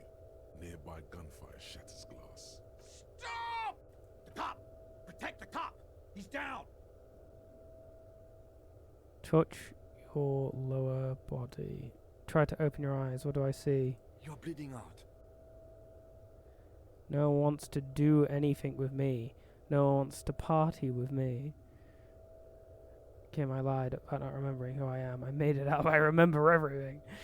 There's a white shadow that smells like apricots. It's always there. Stay with me. Can't forget it, even when I drank so much. Yes, keep talking. You hear me? Stay awake. But you can't. It's so hard. Your eyelids grow heavy, and the sounds ever more distant. And a cold comes over you. The lieutenant, too, is somewhere far away, almost gone, when suddenly you sense something behind him, a slender white shadow towering. Someone stands there, raising her pistol at him. The lieutenant does not see it. He's pushing down on your wound with both hands. Scream immediately. He's gonna die. Kim truly trusts you. No, Kim. No, Kim. No, my Kim. No, Yes! you scream. Behind you, from your bloody lips, your eyes are full of fear. There is no room for hesitation. The lieutenant turns Kim around did it. and fires, his body falling on yours in the course of the motion. You hear a faint scream, a woman's. Then the sound disappears, like someone pressed stop on the tape. The woman is gone. So is Kim. Then the whole world. This is death. One more door, baby. One more door. Oh, let me back into the fight. The fight? There is no fight. The fight is over. It was lost 1,000 years ago. You have laid here forever. Forever? Keep falling deeper. Take the door. He's not taking it. His body is not taking it. Oh God, no. He's not disintegrating. He's swelling up instead. Over the hours, hurting, moaning in his sleep, and rotting, and being disinfected, and smelling of drugs, and feeling saliva in his mouth, drifting in painkillers, thrashing in his wound sleep. He can't go. Not before the case is solved. Hours turn to days. Soon we will get up again and go through it again. Finally, we know what the infernal engine was outside. The clarion call. The engine of a caprice Kinema. No, it was him. He is the infernal engine. Can't you see? He never stops. He only gets worse. Okay. What?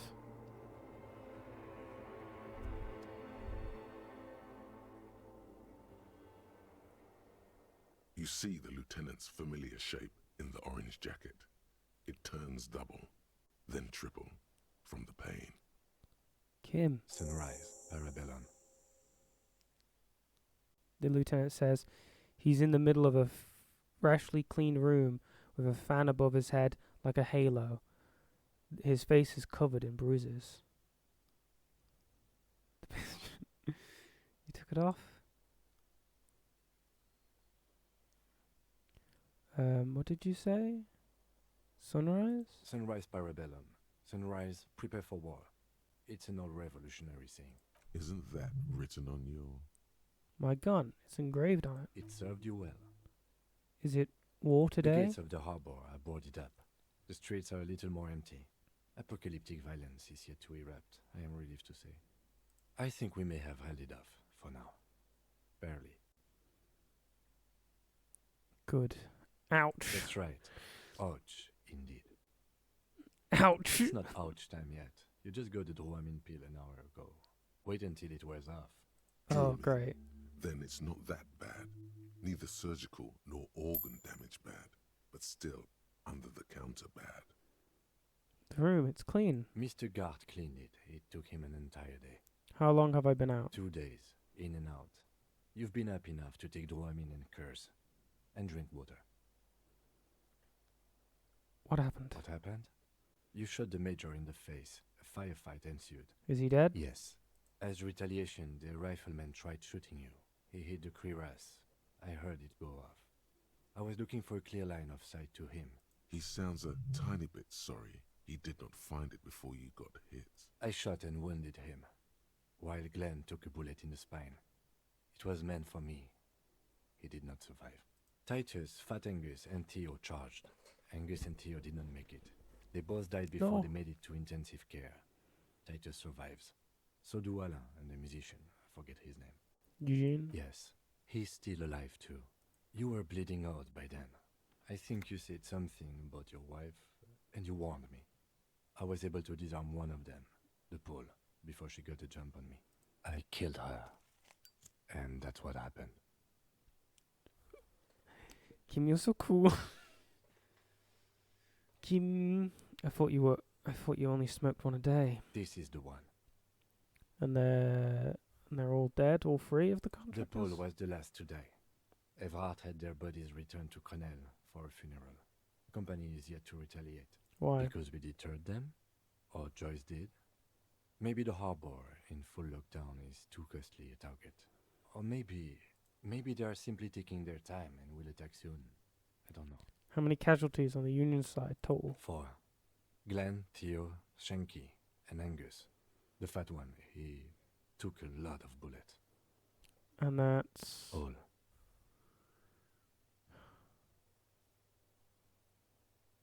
Not that bad, all things considered. Oh, no, officer.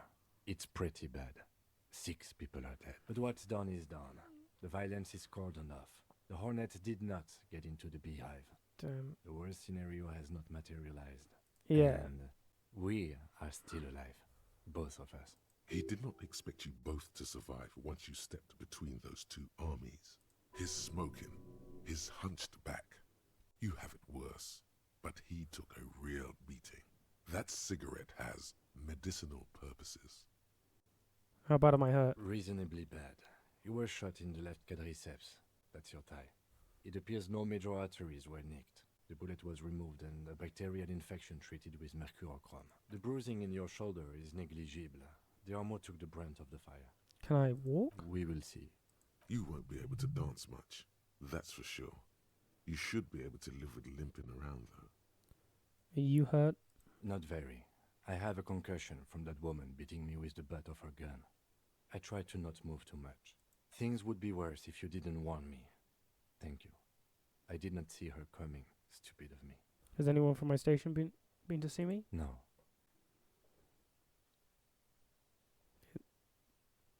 They don't care about me at all. I called your station after the fight. The injury was logged in. They told me they've sent officers to join you on the site. Oh, you haven't seen any, have you? I'm sure they're worried about you. If not my station, then who treated me? I did.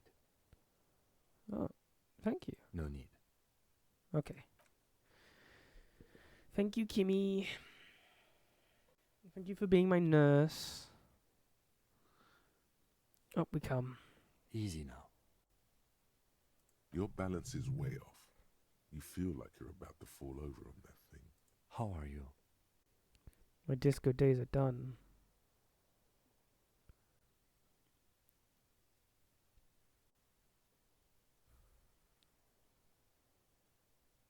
Who cares? Who cares about me? It doesn't The matter. lieutenant doesn't reply. Just looks at you, teetering on your feet. What happens now, I Kim? honestly don't know. Be good, because I totally do. Do you? Because we can't talk to Everhart. The harbor is in lockdown. Everyone in there is outside our grasp now. And Joyce has left too. Joyce is gone? Yes, she left yesterday morning. To meet the board of Wild Pines, or that is what I've heard. There's a pin somewhere in the machine that keeps Connell from sending in a death squad. Maybe it's her. Maybe she kept her hand.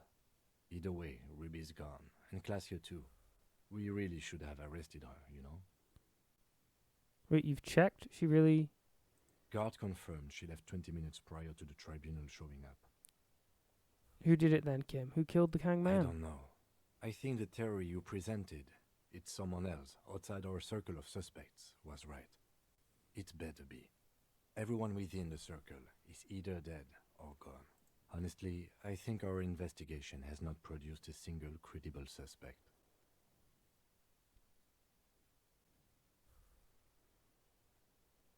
Fucking Maybells, Kim. The flowers. Yank it out and show the dried flower. Well, it falls to pieces. This one, Every remember? piece of garbage in the city is not connected to the case. You don't have to keep everything. He's wrong. No, Kim. Every piece of garbage in the city is connected to the case. Got the goddamn footprints. Yes. God cursed the footprints, not solving the case for us. Au diable. Still a 28% possibility the shot came from a distance. We should go upstairs, rethink the ballistics in situ. I agree with this. What else? How hard can it be to find one? How hard can it be to find one? There are all these old bunkers and weapon caches. Revolutionary. Okay, communism. Communism killed him.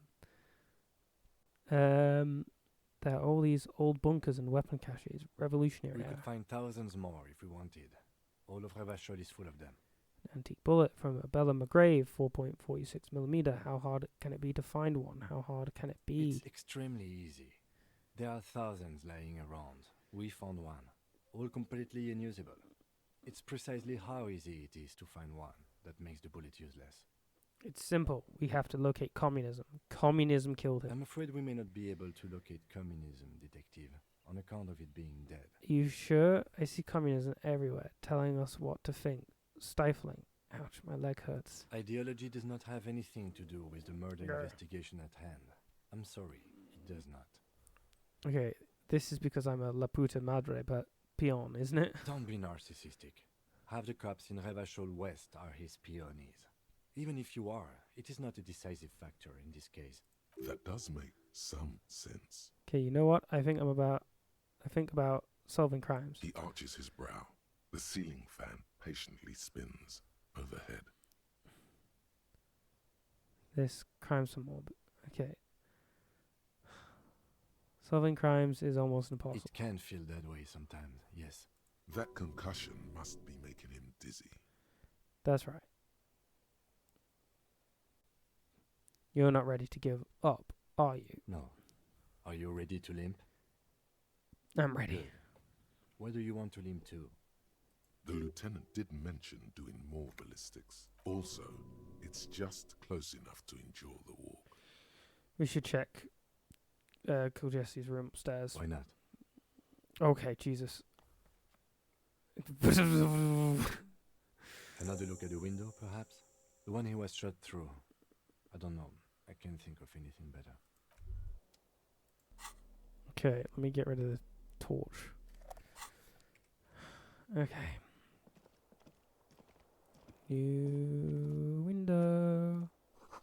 Newly replaced glass shining in the morning light. You hear traffic outside. Back in the world again.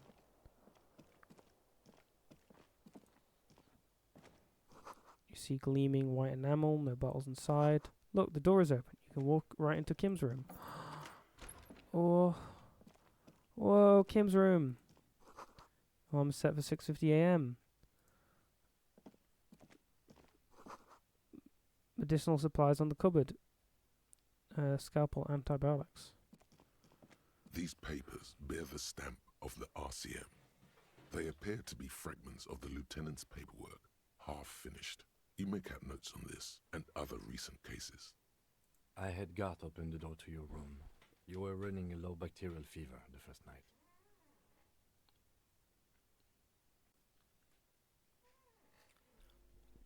Thank you for keeping this thing alive a little longer. It would have been easy were it not for my concussion. We both got lucky, considering the odds we faced. Let's go? I am sure neither of us feels solid enough to keep loitering in this room. Let's go. Okay. Let's go click on this.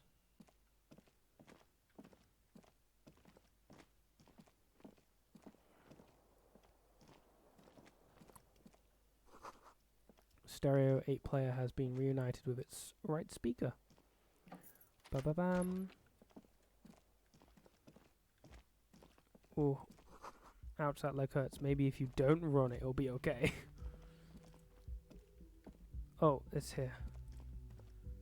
Okay. There's a note. Looks like she left something on the table. Next to the stack of bills, you see a note. A few lines jotted down in large, uneven handwriting, just as the writer was about to rush out the door. I'm sorry, I fucked everyone over. P.S. I didn't kill him. P.P.S. Gift upstairs. A gift? Seems... What could this gift be? I am not drawing my gun, yet. But I don't like gifts. He says he's not, but his hand moves instinctively toward his holster as he studies the note. Relax. Not everyone is out to trap you. Seems she left in a hurry. It's hardly surprising. You look at her rough, jagged handwriting on the note. She was in a rush, but not panicked. Deliberate. Focused. Cool. Anything in here? Some more speed. The medicine cabinet is empty. Pity. I was kind of hoping the gift would be in here. I always took you for more of a drunk than a chemical abuser, Lieutenant Freighter. Should we go? She really cleaned this out. She certainly had her priorities straight when she was packing. Come on. Up we come. Up we come. No more running for me. A red thread, maybe of nylon. It leads out of the room onto the roof. You see the same two neon-lit shapes. A man and a woman. Only now a red thread bisects the room, pointing from the antenna outside to the cupboard on the wall. This is ballistics. She's left a trajectory for us. A ray of backward motion explodes from his mouth to the roof outside, A prime, to then widen into a radius of locations in Martinez. B prime, B double prime, and B triple prime. Okay, where does this thread lead? It suggests the bullet came from the extreme upper quadrant of possible angles, from a point beyond the roof. B triple prime, the island in the bay. Is he trying to tell us that the shot came from the islet? Unless she thinks the perpetrator was standing on the ring antenna. That is where the thread seems to point. How did she know how to do this? She was there that night. She would have known precisely where the bullet hole was in the glass. She had a long time to think about it after, standing on that roof, staring at the glass. It also looks like there may be more to her skill set than we know. The question is, should we trust her? This is her way of saying she's sorry. I find that hard to believe. But at this point, what difference does it make? Okay. This is also the only point of origin we haven't ruled out yet. So it is. For a second he seems tired. You seem unenthusiastic. I just haven't gotten a lot of sleep these past few days. He doesn't really believe this will yield anything. Maybe we need to go to the island.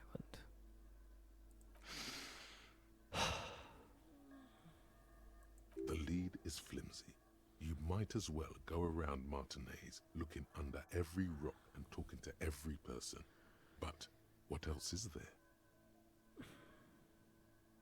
What else is there? Not a lot, no. I'm going to the island. Are you in? Of course. I'm in. How do we get there?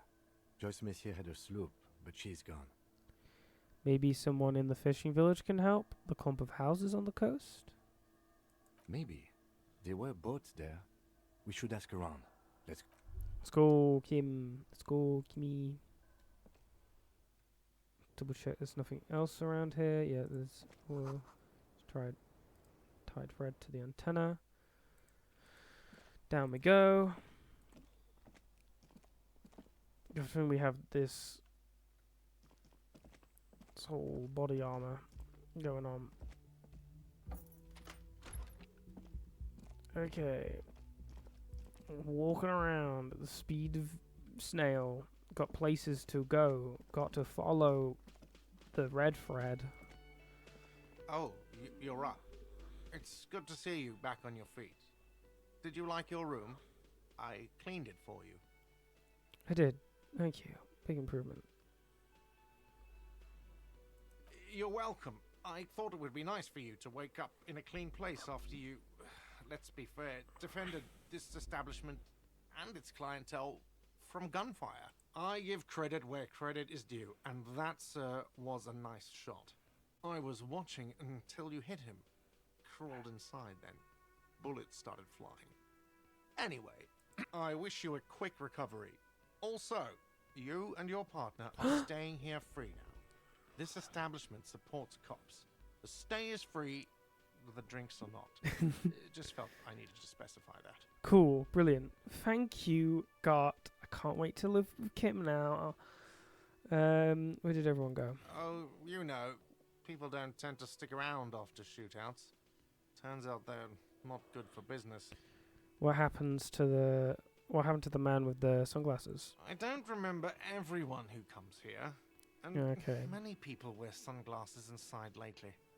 Must be a fad. Okay, so I had to mention when it happened, you were right out there on the balcony. Yeah, I was. Yeah. That's because I'm a bad ass. Yeah, I guess you are a badass. Just nod stoically. He nods back at you, even more stoically. Just two badass men nodding stoically. Make that three. The lieutenant is nodding too. Oh, there we Hands go. crossed. I love me a nodding threesome. Okay, alright, thanks. No problem. They'll come back. They always do.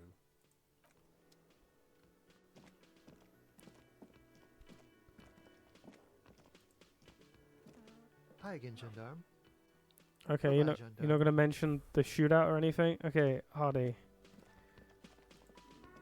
Seeing you approach, the bruised man raises his bear in welcome. Crazy motherfucker. Didn't think you had that fury in you. But I guess I've misjudged a lot of people lately. That was one hell of a shot. Hell of a shot. The fucks did not expect that. But I guess what I'm trying to say here is, thank you for intervening, fellas. That was mighty brave of you. Okay.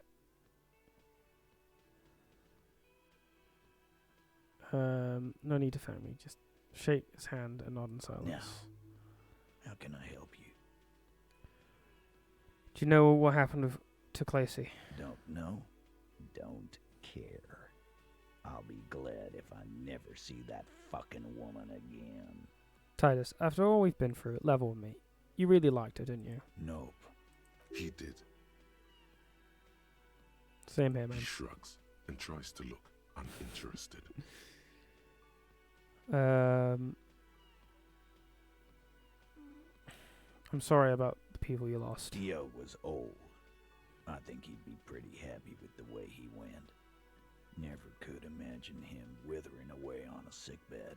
But Angus, he was just a stupid kid. Didn't realize the mess he'd gotten into. Trusted me. Still, the balls on that kid. Went down fighting for someone else's shit like a fat, angry bear. Here it comes. The last one is the worst one. He only deals with it by drinking copious amounts of 8% beer. And Glenn was my friend. Best I've ever had. I'd love that crazy homo like my own brother. We're all fucked without him. But what do you do? This job is shit. Well, to die, it seems. Maybe there's redemption in that. At least it ends one day. They were good. They were good people. I'm sorry it went like that. Well, yeah. Memento mori. Right. Memento mori, or remember that you must die, is a slogan various religious orders have thrown around since the dawn of mankind to emphasize the vanity of earthly life and the transient nature of all earthly pursuits.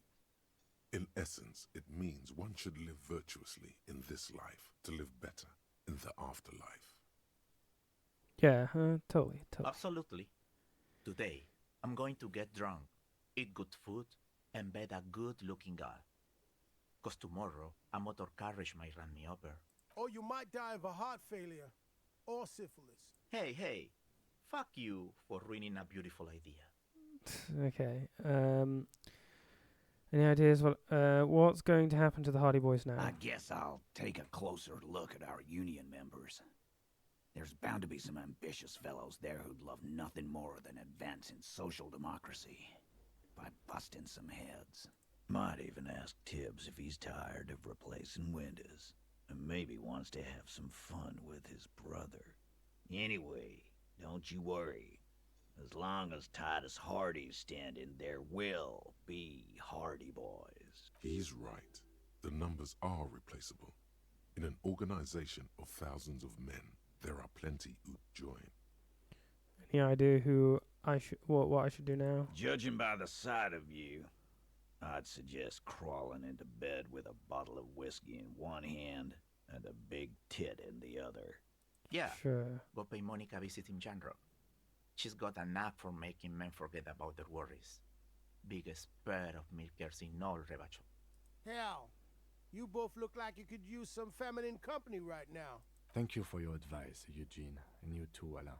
I do always appreciate a good use of the expression milkers. Thank you, Kim. You're welcome, Bina Claude. You're all right in my book. Okay. So long, fellows. Be good so I don't have to come back here again. Take care, coppers. You two look after yourselves now.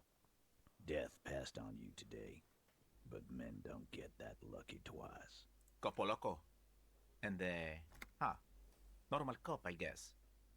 Good luck in Shamrock. Scars made the best tattoos, they say. Thanks for getting involved, guys. Not a lot of cops would step into that line of fire, but you did.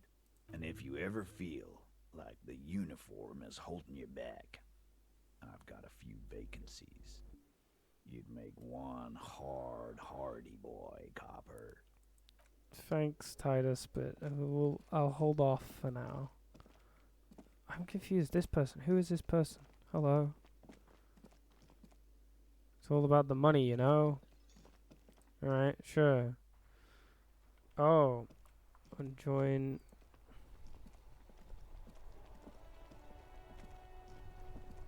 It's a memorial sort of The deal. graffito has been painted over the traces of the fight that took place here. It smells of blood and heavy fuel oil. This was Cindy the Skull. Looks like Cindy the Skull finally found the words of her masterpiece. The lieutenant crouches, touching the fuel oil with his finger. Looks like it, yes. This is still fresh. It wasn't here yesterday. We smell heavy fuel oil. And blood. Some of it is even yours. Heavy fuel oil. Isn't that flammable? Are you trying to imply... What are you trying to imply, Fingers? You could buy some smokes, light up a ciggy and throw it in there. You know, just to see what happens. See if it's flammable. It's better that way. Safer. Sure.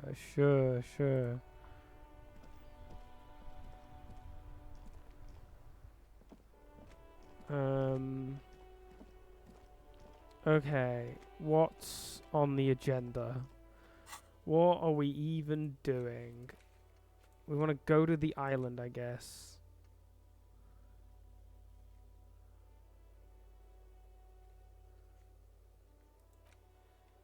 I do want to call. Let's run. Okay. Hello, car. Inside, you see a set of steering levers, Yes. a radio microphone, a pull-out toolbox, and the soft glow of the fuel preheater gauge. Okay, pick up the radio again. This is Precinct 57. How may I assist you? Okay, so this is reconnect me to the 31st. Right. 10-4, come in. Okay. Fireworker, over. Do you think I'm corrupt? 10-4, sir. Well, there's been some talk, sir. Well, there's been some talk, sir. Some talk? What does it even mean? There's been some talk. Do they think I'm corrupt or not? I only meant that there's been some talk in the station, that's all. But there's always some talk in the station. You know how officers in Jamrock are. But then again, some of us truly are on the take. It's unfortunate. Over. Okay, thank you. Roger that. 10-10, over and out. Yeah. It's all set. Oh. Never mind. A metallic drawer slides out from under the seat. It's empty. There's no lighter in there? Damn, Saj. I feel like I want a lighter anyway.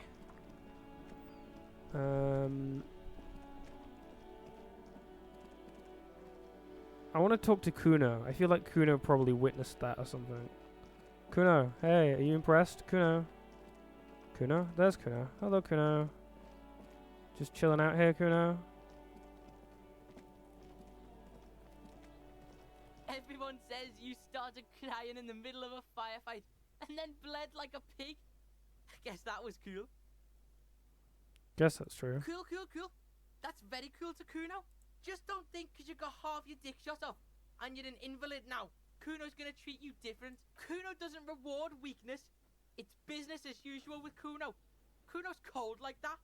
Feels good for some reason. Sure. Okay, I'm off. Watch out, pig. It's a dangerous world out there. But Kuno's got his eyes on you. What's that supposed to mean? Who knows? Okay. Thanks. Alright. I guess we're gonna go to the fishery place, and that's that. Can I teleport? I can teleport again. Woo. Do we want to do a trek through the place? No. We're just gonna teleport over, talk to them, so we can get our groove on. Hey! Officer, what happened? You're limping. Why are you limping? You look terrible. You're not limping. You. Got shot in the foot. It was pretty bad. You would have liked it. I'm a cop. I don't merely exist in this world. I live in the between life and death. Everyone does that, in a way. You don't have to get shot for that. What happened to you anyway? We heard gunshots from the town. They were closer than usual. There was an exchange of fire on Rue de Saint-Guylaine. It's nothing to be worried about, madame. You should see the other guys. 2 dead, 1 in the hospital. So you're a killer? That's good, I guess. Better than being dead. I was a killer long before this happened. I've always taken you for one, that's for sure. Not a lot of RCM men who aren't killers. Of course. Can I help you with something? It's not gonna work. Okay, we need to get to the island. That won't be a problem. It's wind still and the tar just dried. We've got 2 days of relative sunshine ahead. Okay. Can we borrow your boat? If you promise to bring it back, and no scraping the hull. I just got it nice and yellow, and no drinking on the boat, and no joyriding either. Of course, ma'am. It's only for a day or two. Official police business. Aye. Nod along attentively. The crow's Yes. feet disappear from the corners of her eyes as she smiles at you. What's on the island? Oh. Okay, it doesn't want to play. Okay, fine. Nothing. Just ruins. Used to be some kind of fortification there before the war. For the communards, an anti-aircraft gun, I think. Bombed to bits in the landing. I haven't been there myself. Always steered clear of it. Hasn't been there herself. Who has then? You said you haven't been there yourself. Who has then, if not you? My husband used to drink there. Him and his drinking buddies. Always seemed like a bad place to drink to me. People died there during the landing, you know. My mother told me. This must be one of the many fortifications that was used in the dying days of the revolution against coalition forces before they took this city. The kids sometimes go there too. I know they do, on rafts. I tell them not to, but they bring back old bullet casings and such. Which kids? Oh. God forbid they bring the girl along on some rickety barge. Can we maybe ask your twins about that place before we go? Would that be alright? Be my guest. They've a strange way of talking. See if you can get anything useful out of them. I seldom do. Cool. Is there anything I should know about getting there? Well, most of it's sunken. Underwater. That means concrete underwater. Cut your boat if you're not careful. Be sure to enter from the south side. Water's deep there. Aye, aye, Captain. Thank you. We'll use your skiff to get there then. Please be conservative with the fuel, will you? Just filled her up, but it's a small tank. Be seeing you. Okay, that's fine. And you. Hello. The scruffy-haired little boy kicks a stone while the other watches him do it. Okay, kids, you've been to the island, right? And that island. Yes, that one. I need to know what's there. That's nothing. It's just a seafort and some plants. You can take a raft there. It's great. And we make a fire. We make a fire. Mhm. Gather the sticks for the fire and bullets. Or not real bullets, empty bullets. Bullet shells. There are a lot of them left over from the war, but this could be important. Wait, you mean shells? I don't know what those are. What then? They're lights. The fire guy comes and asks us to put the fire out. Your nerve endings sting from the mention of a guy. They must mean a human being on that island, but it's cut off. Someone lives on the island? No. Yes. Let's go with yes. Why is he the fire guy?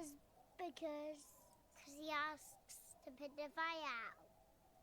Why does he ask you to put the fire out? I don't know. He doesn't like it. He don't like people to be there. You shouldn't go. Yes. The other one adds laconically, standing with his hands glued to his sides like a little tin soldier. Because he doesn't want to be found. Smoke traces. You mentioned something about lights. I don't know. Did you mean there are electrical lights?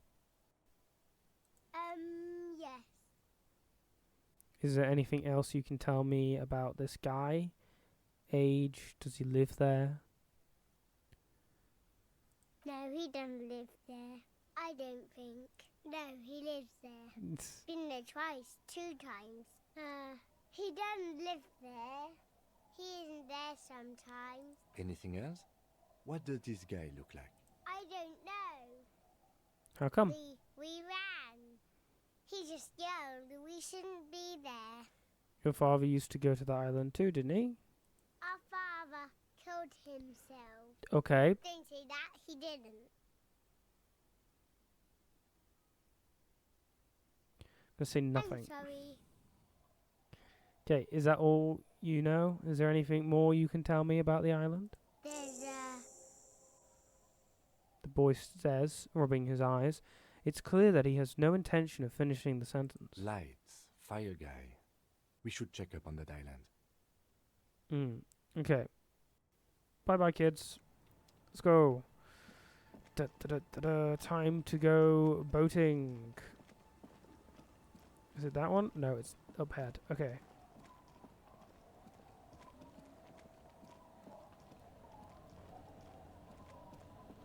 Let's go. A skiff with a small steering engine in the back floats on the calm mirror of the sea. Its 2 seats are empty. Have you made all the necessary preparations? Closed all your accounts? What? Remember what the net picker said. It's a small tank. You won't be going back and forth on this. Take the engine, Kim. I'll hold the boombox. Get in and ride to the island. Yeah. What?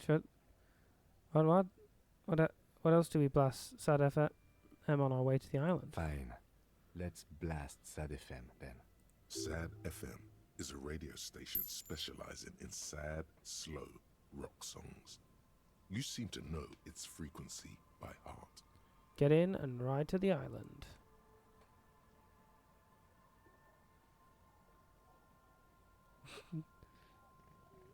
Off we journey.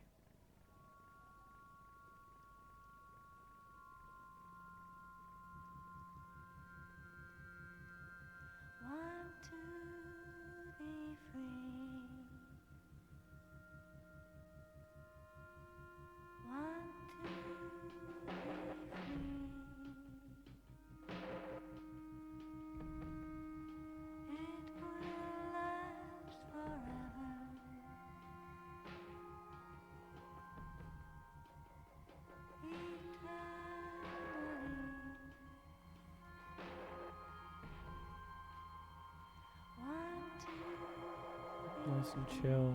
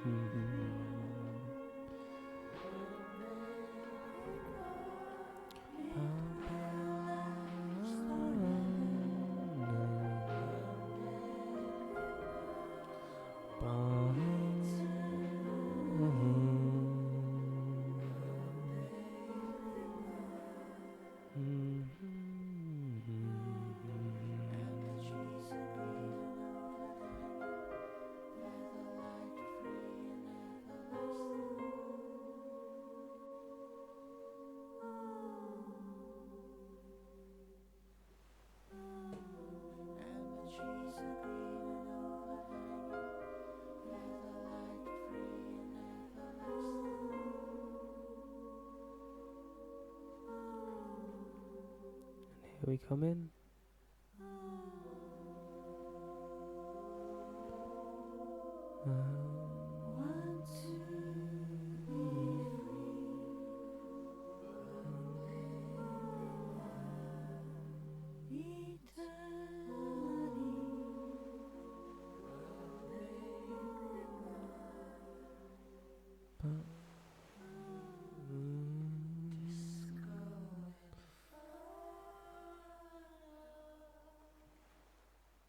And here we The are. boat comes to a slow stop. The lieutenant turns the engine off. Then there's silence. Let's go. Ba-bam.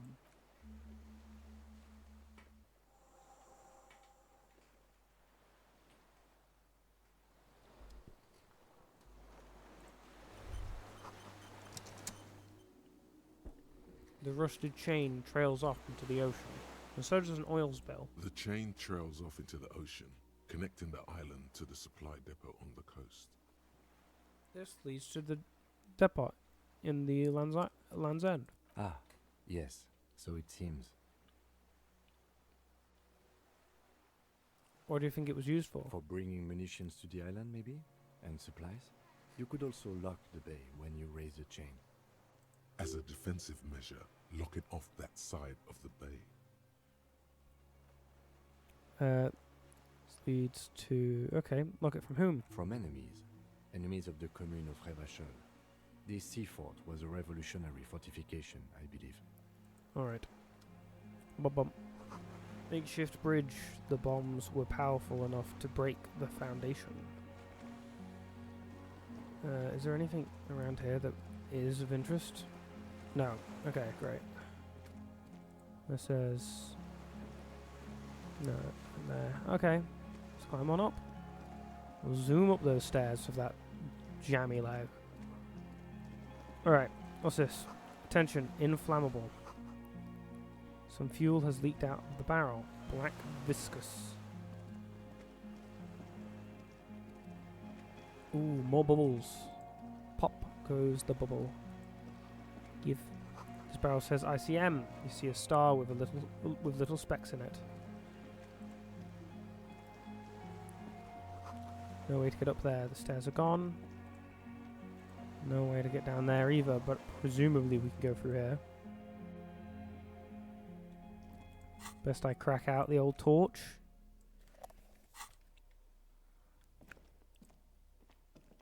Okay. This place is funky. This was once an armament rest. Twin cannons were attached here, medium distance, large caliber. Careful, these stairs have collapsed. Oh my. Oh my, oh me. What's this funky bit of junk? An old cylindrical generator is Whoa. nested above the ammo lift, with makeshift electrical wiring running out of its side and across the floor. The cables disappear into the wall to your right. I forgot about my little portrait fixed. The lieutenant puts his hand on the metal barrel, checking for warmth. It's cold now, but someone has been maintaining it. The wiring has been repaired. Pour fuel into the tank. Where do these wires lead? Downstairs, somewhere? What kind of generator is this? Liquid carbon. I would imagine it takes mazout. Points to the open fuel cap on the side of the dynamo. The kind that's favored by vagrants and fuel thieves. It's been a long winter, long and cold. If anyone stayed here, they'd need a generator. Tap on the side. A hollow ring. The canister is empty. Dust falls from the generator and down into the ammo lift. What does this mean? A generator I here? don't know. I'm not a philosopher. That is his idea of a joke. Ba-ba-bam. I mean, why is it here? Someone with basic electrical skills has restored it in order to keep the room warm. Maybe it's the fire guy. The wind outside picks up suddenly, with a faint howl. Inside, it's warm. I ain't pouring fuel into the tank, because I need that for my art. Still need to find a paintbrush wherever that is. Books, mostly fantastic and historical fiction. Fantastique. Dishes stained with sauce and fire, a survivor's kitchen. There's a greasy old spring mattress in the corner, resting on piles of soft cover books. White linen and a pillow are visible under a worn-out caracol blanket. Someone has been squatting here. The linen is fresh, recently washed. How recently? You force the rest of the sentence out through pain, thick as molasses, no longer able to hear yourself speak. You know, officer, you can rest here if you are feeling tired. I will keep watch. You could use some rest for what's ahead. Maybe a little should I? Just a rest? Nah, no time to rest now. Yes, anytime. If you need a rest later, it's okay by me. You don't have to be a hero. Nah, it's fine. I'm a hero. You see candles planted on a broken rangefinder. Books and magazines lie scattered on the floor and on a makeshift cupboard. They are not particularly well organized. Shift through them. Most are soft covers, serialized fantastique and detective stories from the 20s and 30s. This disparate digest includes the classic Animal Adventures, popular depictions of man versus nature by amateur naturalists T&T Harpin, husband and wife. Widely read by people from all walks of life. Who doesn't like nature? Who doesn't want to survive? Among what is mostly commercial fiction and serialized stories, you find a magazine cathodique for electrical engineering. Then it's back to pulp. Light erotica, an international thriller about circuit benders. Someone's made themselves a home. Conceptualize. Does anything stand out as usual? As unusual? But Oh yes, under the bed there is a rather extensive collection of critical theory, that is, dour, life non-affirming left-wing literature, published by small imprints such as Abattoir Firm and Ouzia. It's not exactly like reading. Look, Kim, powerful communist theory, rigorous and truthful. Book, left wing. I have no comments. Do you?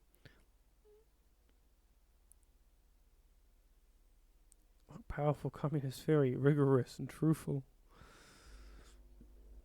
Look, Kim, a book, left wing. I have no comments. Do you? Ouzia. Humanitarian sciences. Stands out. Not a lot of critical theory around in Ravachol West anymore. Oh. Your incendiary remark has failed to provoke him. Wasn't there some in the communist student's room? A student in the apartment building seemed to have some as well. Well, yes.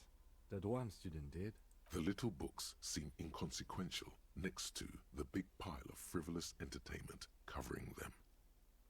Critical theory books. What do you think this means? Again, I am not a philosopher, but whoever has lived here, they have some education and a certain set of interests.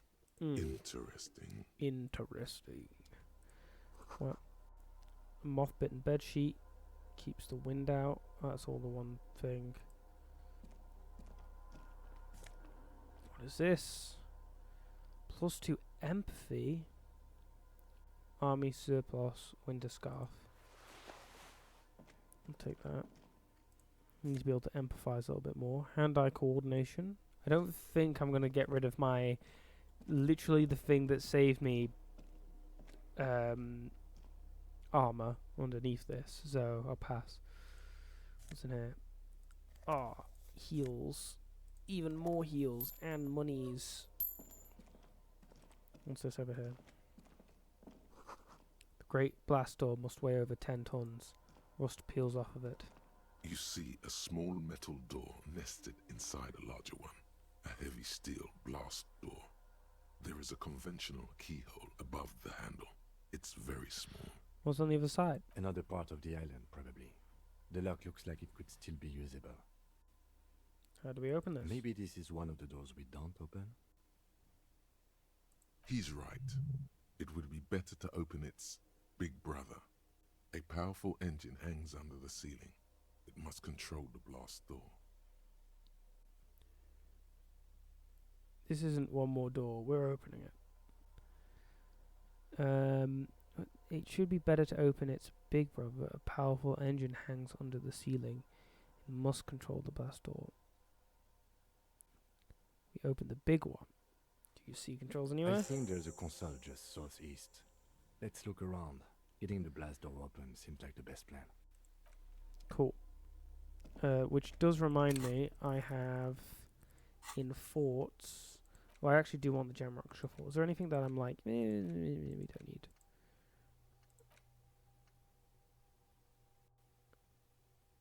Passive heal +1 morale and gives +10 XP.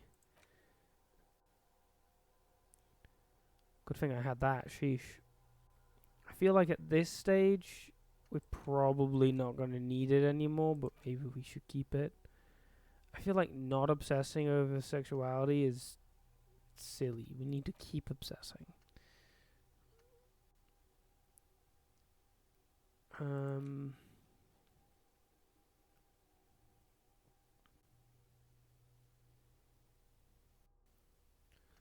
want all of the XP related things.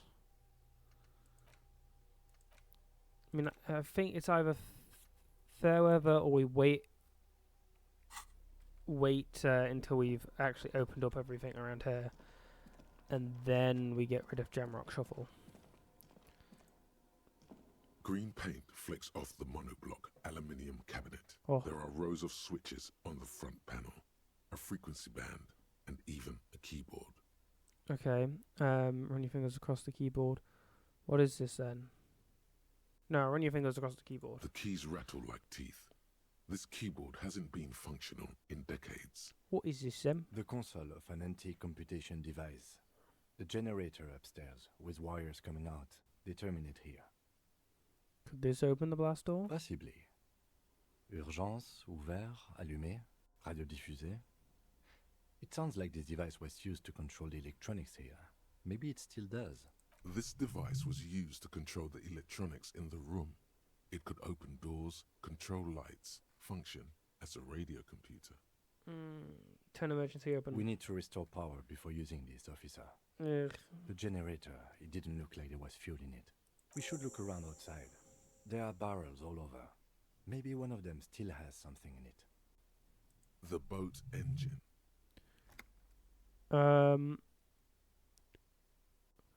Feeling that we could go back to the mainland and get some, or we could get some from the boat engine. But officer, then we would have to swim back to the mainland. Let's just look around, okay? The consul stands by. No, mute. we are swimming around. Okay, what we're going through here. Zoom. Oh no, I'm not exploring an entire island, not yet. There's the flammable fuely bit. The hatch is jammed. Saj. Look, I'll put the fuel in, and I'll assume that we'll be able to find more fuel later, okay? But I better not be losing out on my fuel to make my art, okay? This old cylindrical generator, the lieutenant assists you, holding the canister up to the fuel tank as you tilt. Dark brown, viscous fluid pours out, and the room fills with a chemical smell. There's a red starter switch on the side of the cylinder and a start rope on the other side. The lieutenant flicks the switch. Pull the rope. The recoil start wakes the old generator up. The machine sputters like an old warhorse before settling down to a rattle. That should do it.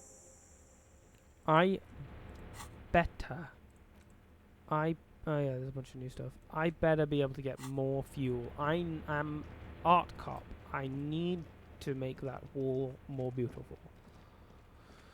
Okay, so yeah, The this heavy metal. yeah. The heavy metal door. Very metal, very heavy. Okay. A dim golden glow animates the console. Faint, like a ghost light. Urgence ouvert reads one dial key. Allumer reads another. It's on. Turn emergency open. Automatic boot. Wham. The blast door opens with a series of clicks. A shaft of light appears, then widens as the light shines in.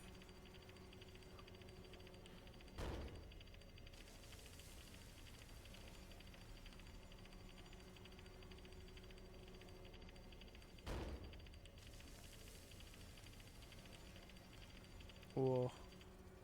Dramatic door opening time. After you. What's there? Point to the door. I don't know. What if we get into another fight? Don't worry. I have a gun. I also have a gun. I know. It was not easy to acquire. Let's go. Speaking of which, I've got one bullet. That's as many as you need. A dim golden glow animates the console. Faint, like a ghost light. Radio the dial. dial slides under the dusty glass, dark and silent, despite the power being on.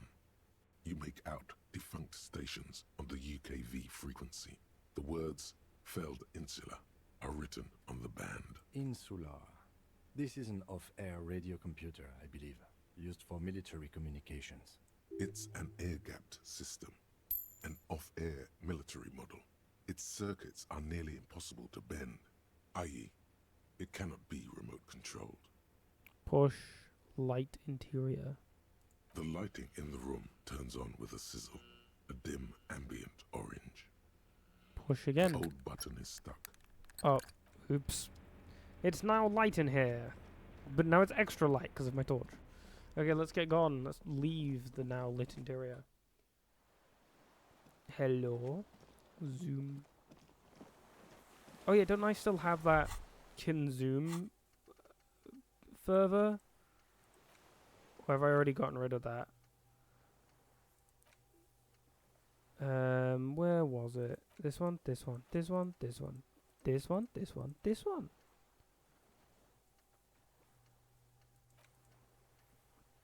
No. God, Kim's amazing. Okay, small white flowers blossom all around you. A rubber dinghy. It's deflated and broken. Hello? Anyone around? Oh, hello. An old man wearing tracksuit trousers leans I'm on the really frame shining a of light in his you. rifle. He gathers a big ball of spit in his mouth, then spits it out into the extinguished fire before him. He raises his black eyes, hooded by creased eyelids, to meet yours. Okay. Sir, I need you to put down that gun so we can talk further. We're the police. The lieutenant pulls his pistol from the holster. Jeez. You really pointed at them. You are a glorified night watchman. This is a service rifle. I can only lay it down before an enemy commander of corresponding rank. There does not seem to be a magazine in the well. The rifle's side is clearly visible. You don't even have a magazine. You're right. It's a good thing I got one in the chamber. Oh, Wait. Yes. Ah. Okay. Keep the gun down while we talk. Yeah, I'm not. No. Okay. Put it down now, sir. Or you're gonna blow my brains out before you question me. To hell with it. It's a walking stick anyway. It's out of bullets.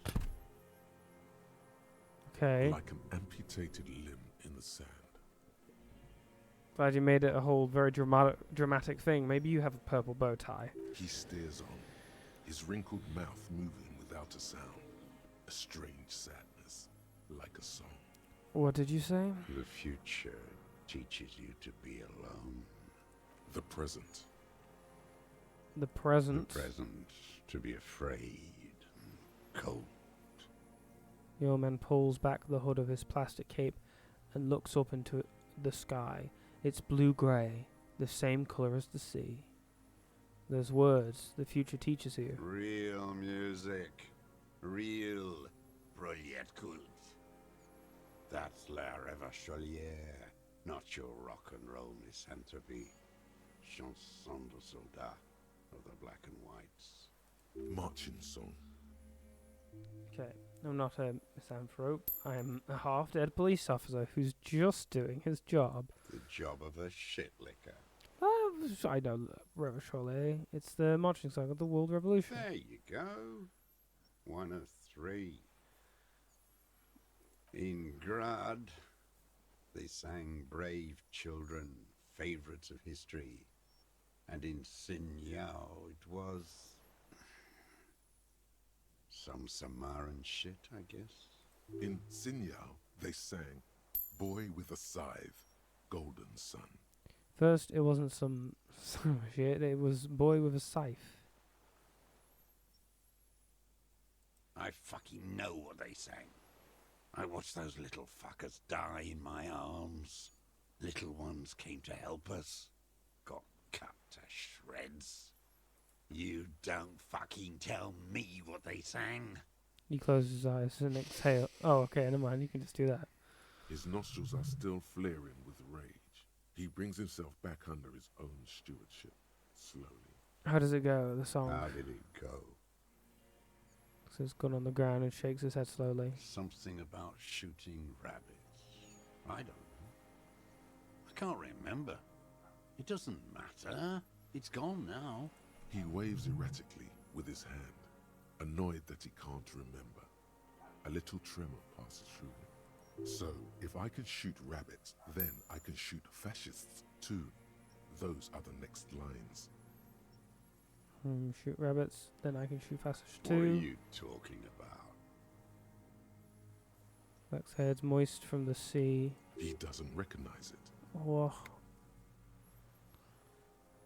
Okay, what have you been using this gun for? Okay, who are you? My name is Josef Lilianovich Dross, Political Commissar of the 114th Anti-Aircraft Division of the 4th Army of the Commune of Revachol. I am a deserter, a partisan, and a prisoner of war.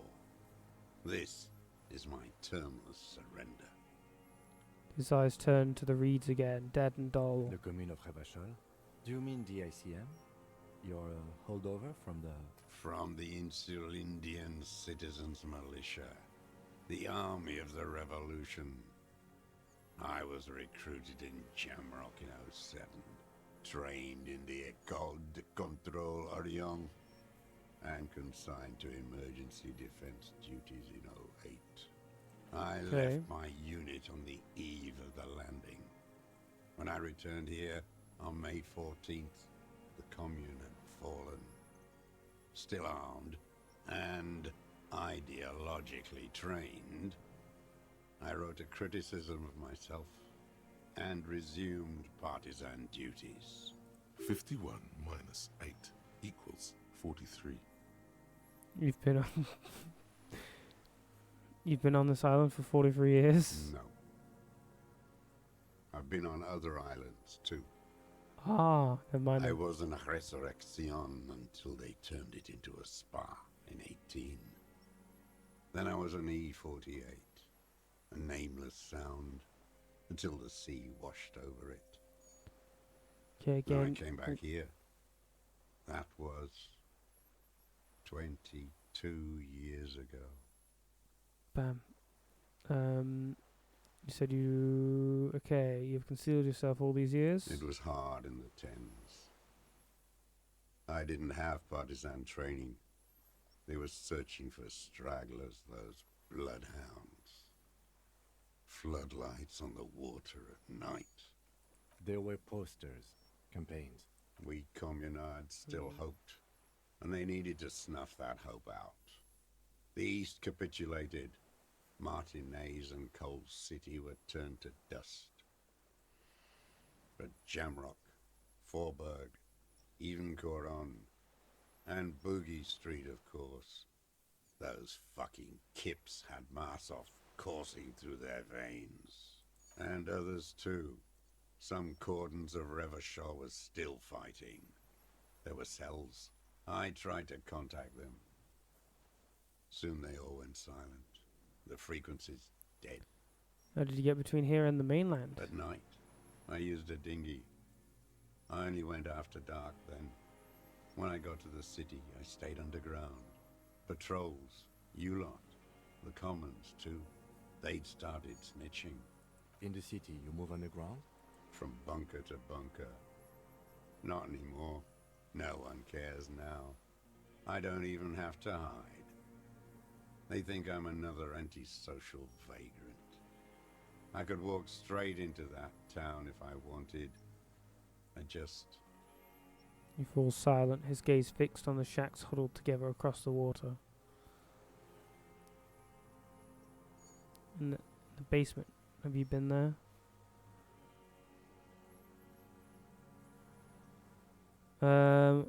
Why don't you just walk there? I don't want to.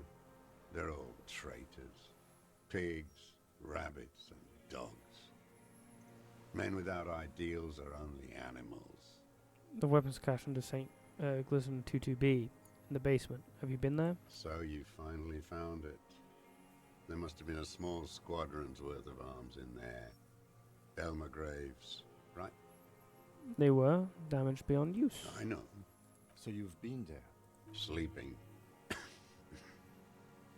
Some nights. Ammo scrounging on others. Those McGraves were shit, even before they corroded. Some had bullets in the chamber, however. You feel the dots connecting. Little dots on the map he's walked across. There's a small bunker under the Fell building. Have you stayed there? The propaganda bunker. I used to, but not anymore. Propaganda bunker? They stored leaflets there. Broadcasting equipment, too. Made broadcasts, I think. Propaganda officers. I buried them with their leaflets. They killed themselves. 2 young boys. Killed themselves? A lot of our boys did. I spent some winters there. Never liked it. Kept thinking of them. No need to go underground anymore. It's better in the ruins, on the ground. Tell me another thing. The old man looks across the water, at the city, the ruins, the motorways rising above it.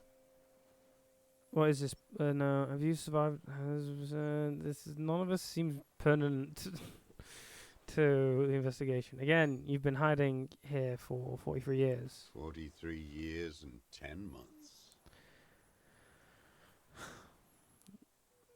That's steadfast. It's not how a human being should live.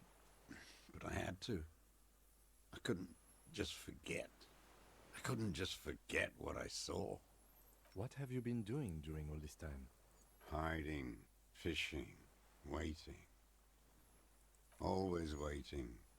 Always. For what? For her to return. Her who? Girl child. Revolution. I come from here. I can assure you that is not what the people are planning. Been there, the city's a tinderbox, it may still happen. It's too powerful, the rich are very well organized.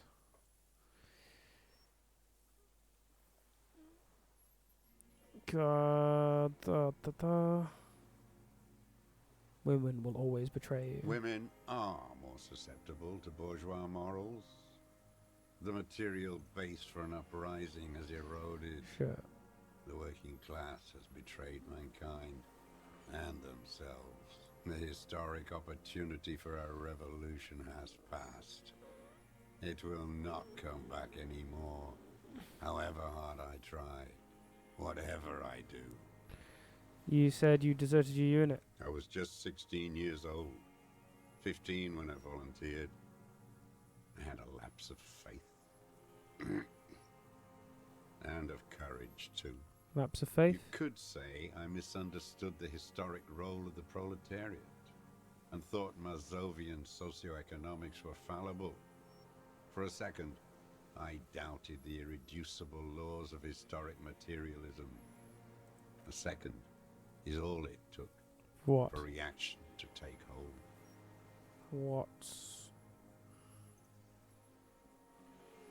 What's reaction? Petty bourgeois terror. It's in all men. And when was this exactly? May the 13th, 08, 44 years ago. The horizon was black with coalition airships. Their petroleum rose to the sky, and it looked like it formed the clouds. Storm clouds. When they started shelling, it was dark magic. Dark magic? The combined might of international capital. All at once, all the greed and terror in the world tore into Revachol.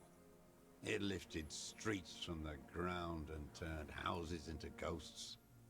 We were in the flak tower, huddled on the floor. The artillery was 80 kilometers away in Ozon, but I knew the commune would fall. We would all be turned into ash. So I said I was going to the map room. What then? I ran.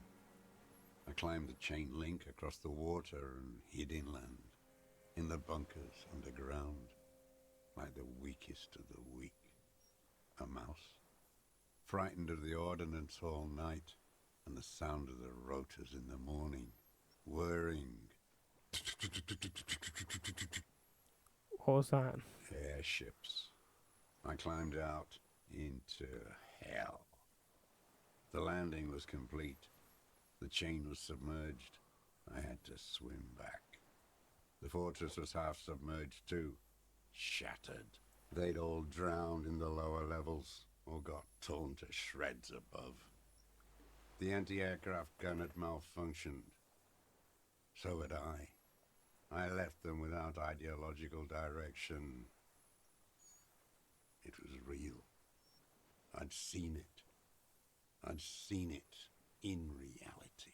Seen what? The mask of humanity fall from capital.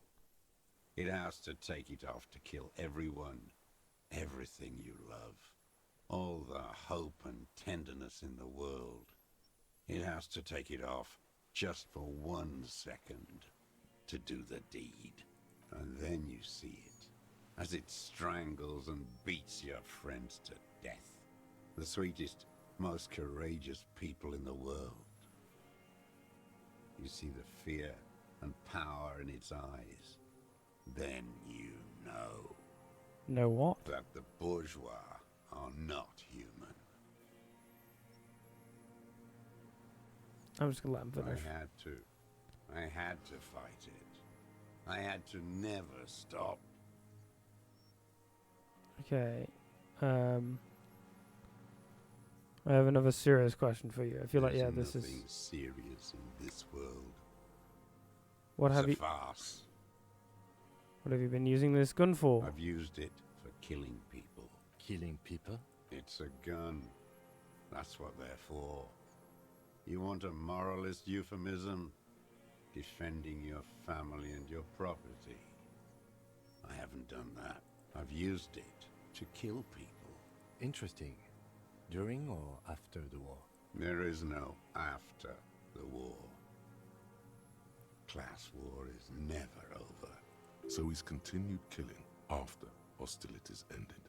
Okay, okay. This is it. You can feel it, like battery acid on the tip of your tongue. Something you haven't felt in a while. But what?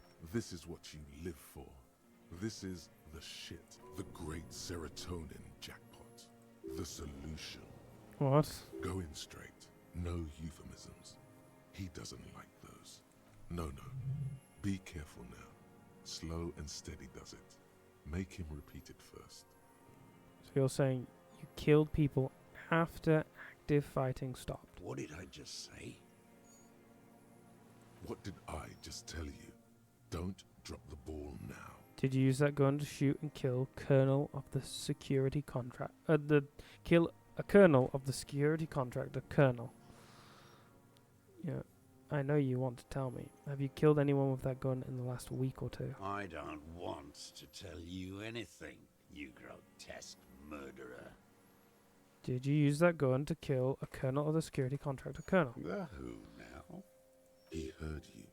He just wants to hear you say it again. This is dramatic flair on his part. Right choice. We're in. Do it, sire. The corpse in ceramic armor hanging behind the whirling rags. Did you shoot him? Oh, yes. That one. Ugly piece of work, that boy. Did you kill him? I am a son of a welder and an officer of the commune of Revachol. I do not collaborate with murderers and pederasts of the liberal regime. Exhaust him with proof. Pile it all on him. Get a confession. The scent of blood in the air. But what else? There was something you can't remember. Something about the tracks. Suddenly, all those tracks are so confusing. Go with something else first.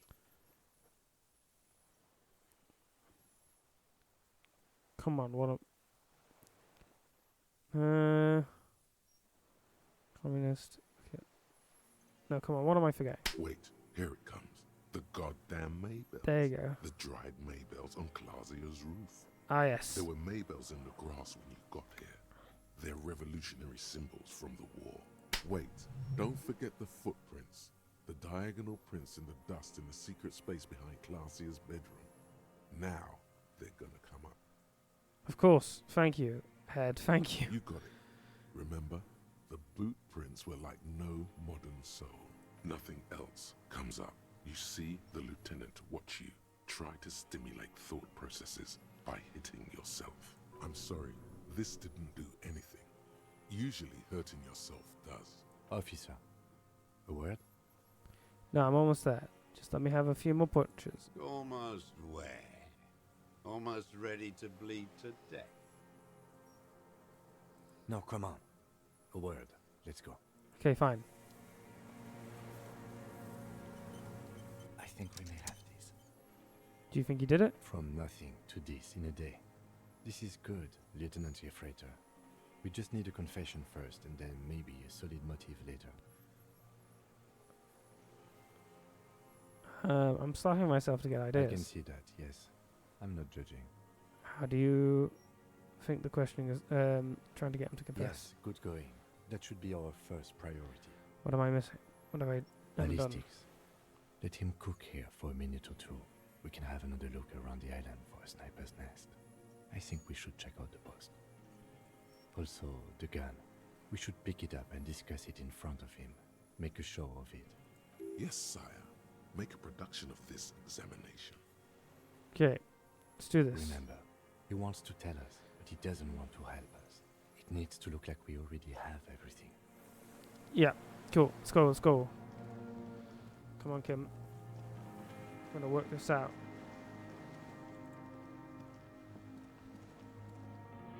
Let's go this way, go sniper nest. Which is up this way. No, down this way. Presumably. 'Cause there's no other place it can be. Oh, firing slit. You can't see inside. Zoom, zoom, zoom. Oh. Must have been a direct hit to take out such a huge chunk. Distant sound of cargo ships, signal horns, echo on the water. Whoa.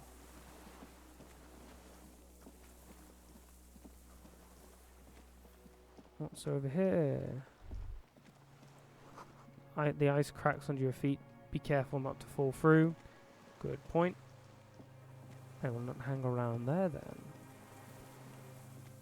Up here, up there would probably be best, but I'm gonna go over here first. More chains. The winch is broke. Rust has eaten what remains of the chain.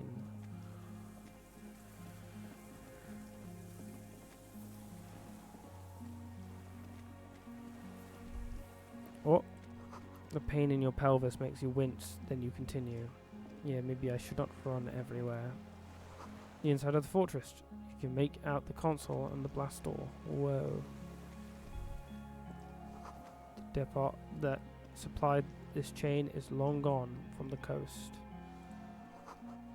The old medicine cabinet, newly stocked with Doramine.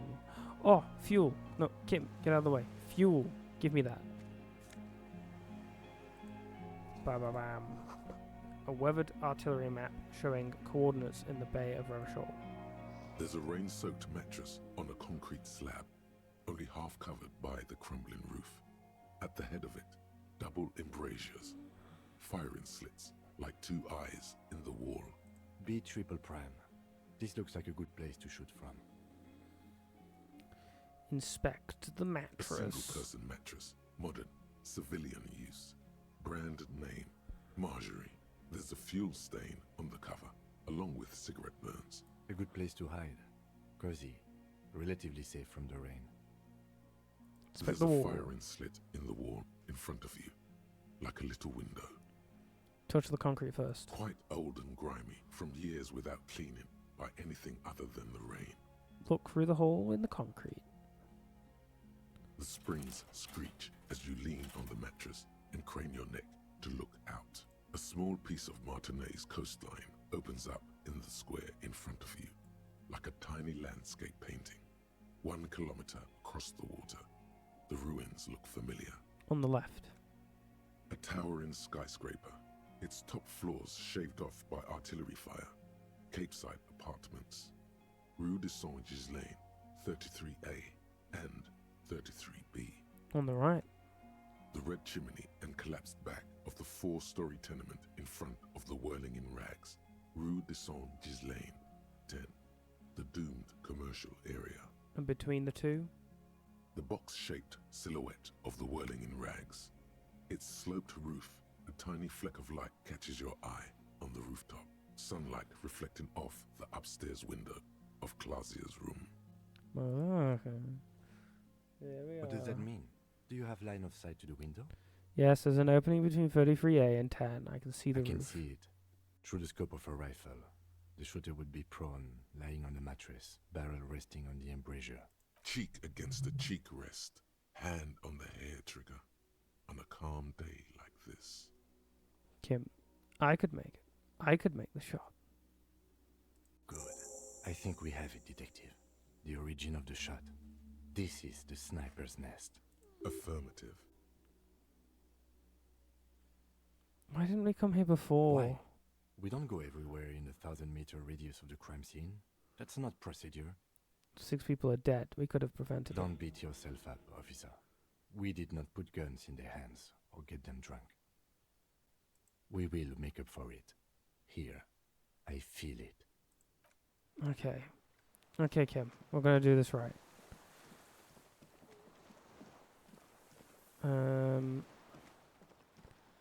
Wrong way. This way. Let's go, Kim. What is this? Extract the confession of a deserter. Seek has earned its rest no matter what thoughts and dreams it may bring. That's fine.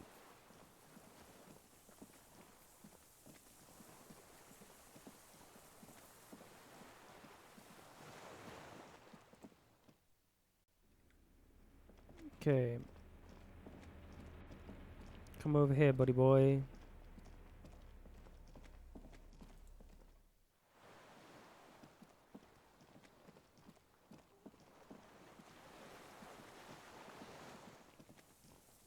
communism did kill a man.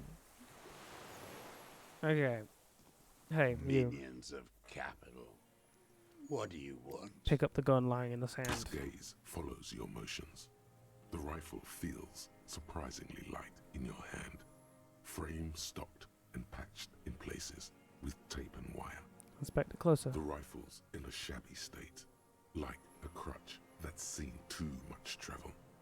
Hieroglyphs are embossed into the forearm, made of walnut. They say Triangong 4.46, Sin Yao Commune, for Safre and for all mankind. I know Cerise. This is the Vulgate Seraïs. You can barely intuit the words. No is stretching it. Kim, I know Cerise. What does it say? To Safre and for all of mankind. That's what the little guys told us. Every day at 4 o'clock in the morning, they go on and on about their Safri, their mankind, and Mazov. Okay. Those men were commandos. They weren't shit on a stick like us. They were small and... Thought dissipates on his lips. Look at the butt of the gun. On the butt, you see Vespertine writing, burnt into the wood. Triangong, 4.46mm, made in Sin Yao. This uses jacketed ammunition for 46. The right type and the right calibre. This is made in... No one said it has to be a Belmagrave. We were just guessing. From ballistics, it could easily have been a Triangong, too. It doesn't matter if it was made in Shanti Shanti. All it has to do is use jacketed ammunition. And it does. Stir the gun. The old man keeps following your motion with his gaze. His right arm twitches suddenly. This looked very much like the murder weapon. It can be used against him later. Okay. One more time. Mr. Droz, the Colonel, we need to talk about you killing him. Petty bourgeois law. This is all you care about, right? The only thing in the world for you types. That's right. Pile it all on him now. 3 should do it. Maybe 4. Okay. Okay, that doesn't make sense if he sniped it. I wonder what... Maybe he went to see the scene of the crime? I don't know your cooperation. I've got this. I don't need your cooperation. You're a communist. I talked to the dead man. He told me communism killed him. I wonder what brand of boots you're wearing. Everything is brands with you individualists. Who cares what brand my shoes are? Sansa. Some shit. Show me the soles, please, Mr. Droz. Fucking imbecile. The old man stretches out his leg. A black and white spiral pattern covers the sole of the worn-out running shoes on his feet. The maker is called Sensory. You see their V-shaped logo, but can't make out the size. These are not the unusual horizontal patterned soles you saw in the dust on the floor of the hidden room. They do, however, seem to be about the same size. The size fits, but not the sole. Wait, maybe it's simpler than that. Sire, he doesn't have to be wearing them right now. People change shoes. Doesn't mean you were there. Near the room the victim died in, sneaking around. Racking those brains, are you? Desperate to report something back to your masters? They must have really loved that dead fuck. The lieutenant gives you a quick sideways glance and nods to acknowledge. The prints were his. You can see it in those eyes. He can't keep them from flickering, looking for something. The old man stares at his own prints in the ash around the fire. Silent suddenly, some strange process within him. A gush of wind. Seagulls in the distance. There were Maybells behind the victim window. Damn Maybells. island is turning white with them. So many this year, too. The spring is coming. No, it's already here. Wash the filth away. Seen these flowers anywhere else in Martinique, only here. They blossom on the islets before we fertilize them with our blood. Resurrection was snow white in May, before they ruined it. The coast, too, before they piled their containers on top of it, filled with broken, useless trash for fat-fingered bourgeois children to play with. You must get around a lot to stay undetected all these years. Do you know any secret paths? Pinball workshops? I may. Young woman called Bubba. Ring any bells? These dried flowers were behind a window. Classier. He knows her, but hadn't heard the name. Ah, I see. Yes, you hadn't heard her name, had you? My ears don't reach the city. You know her, right? She had intimate relations with the victim, the mercenary. With the victim? He turns his sight from the the whitening field of flowers and falls silent. Then the muscles in his jaw twitch a spasm. There is a small tremble. Looks like a smile. A crooked smile. Yet isn't quite voluntary. He's about to burst.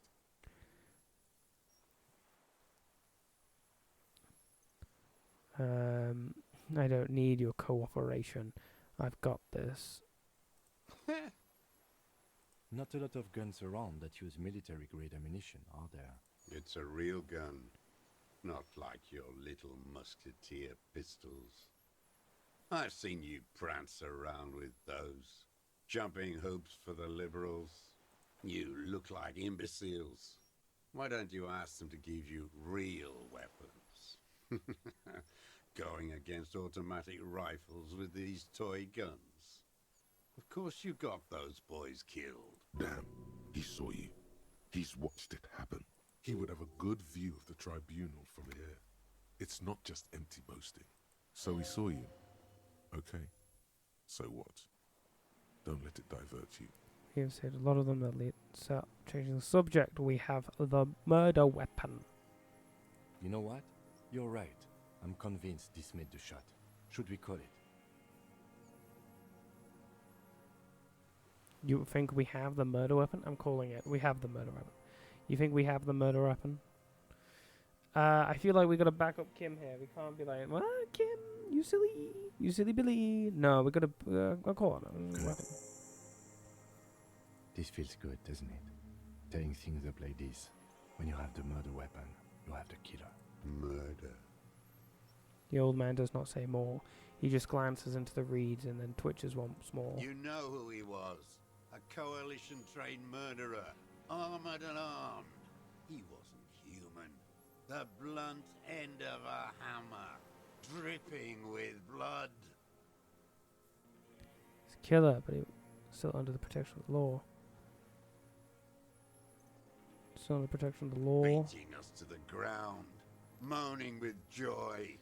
You hounds get so thorough when a company-trained killer dies. I haven't seen you on this coast for 40 years. You know, maybe I should have killed one sooner. Got your attention. Now you stop beating druggies and prostitutes in your basement. Now you come to investigate. Not when they die by the hundreds. This is it. Shot him. Shot him. Say shot him, not killed him. So you shot him. Oh, the inhumanity. One paramilitary less in Revachol. You can almost see him squeeze a tear out of his eye. His fists begin to tremble from the The anger. lieutenant raises his right arm to hush you, while the lieutenant listens, holding his breath. Hold your breath. I had them in my sights. Both of them. Him and the whore. I was breathing with them, in phase, and I pulled the trigger and flew on the air until I landed in his mouth. I didn't think I had a shot like that in me anymore. I did. I saw him kneel there with his mouth full of death, and that stupid look on his face. And his dick still in her. Okay, then what? Nothing. I went to sleep. Next morning there were Maybells everywhere. The world was white, or what's left of it anyway. My last spring here. I knew the fascists would come to avenge their own, and so they did. Mr. Dross, are you aware you're confessing to murder? Yes. And you were looking at Dan, the victim and a young woman, having sex, through the scope of your rifle that night, before you shot him? The old man nods. Why? Because that's what they were doing. The motive. This is where the motive is going to come from. I don't understand. Do you, detective? I don't understand this part. Why were you looking at them that night? I'm always looking. He cocks his head to the side, then turns his eyes to the city. Another tremor passes his right side, lower in intensity. Are you always looking through the scope of a rifle? I'm just trying to understand. A rifle scope has the best magnification. And if you don't like it? Click. You pull the trigger. Yes. Think of it as a form of critique. He will not stop now. These dialectical materialist types never do. Exploit it. You got him going. Connect every little piece now. Wrap this up like a gift. So all of the bullet holes weren't just revolutionary. He's just taking pot shots just occasionally. Angry at the world and what it's become. What specifically did you not like about what you saw the night of the murder? Them fucking.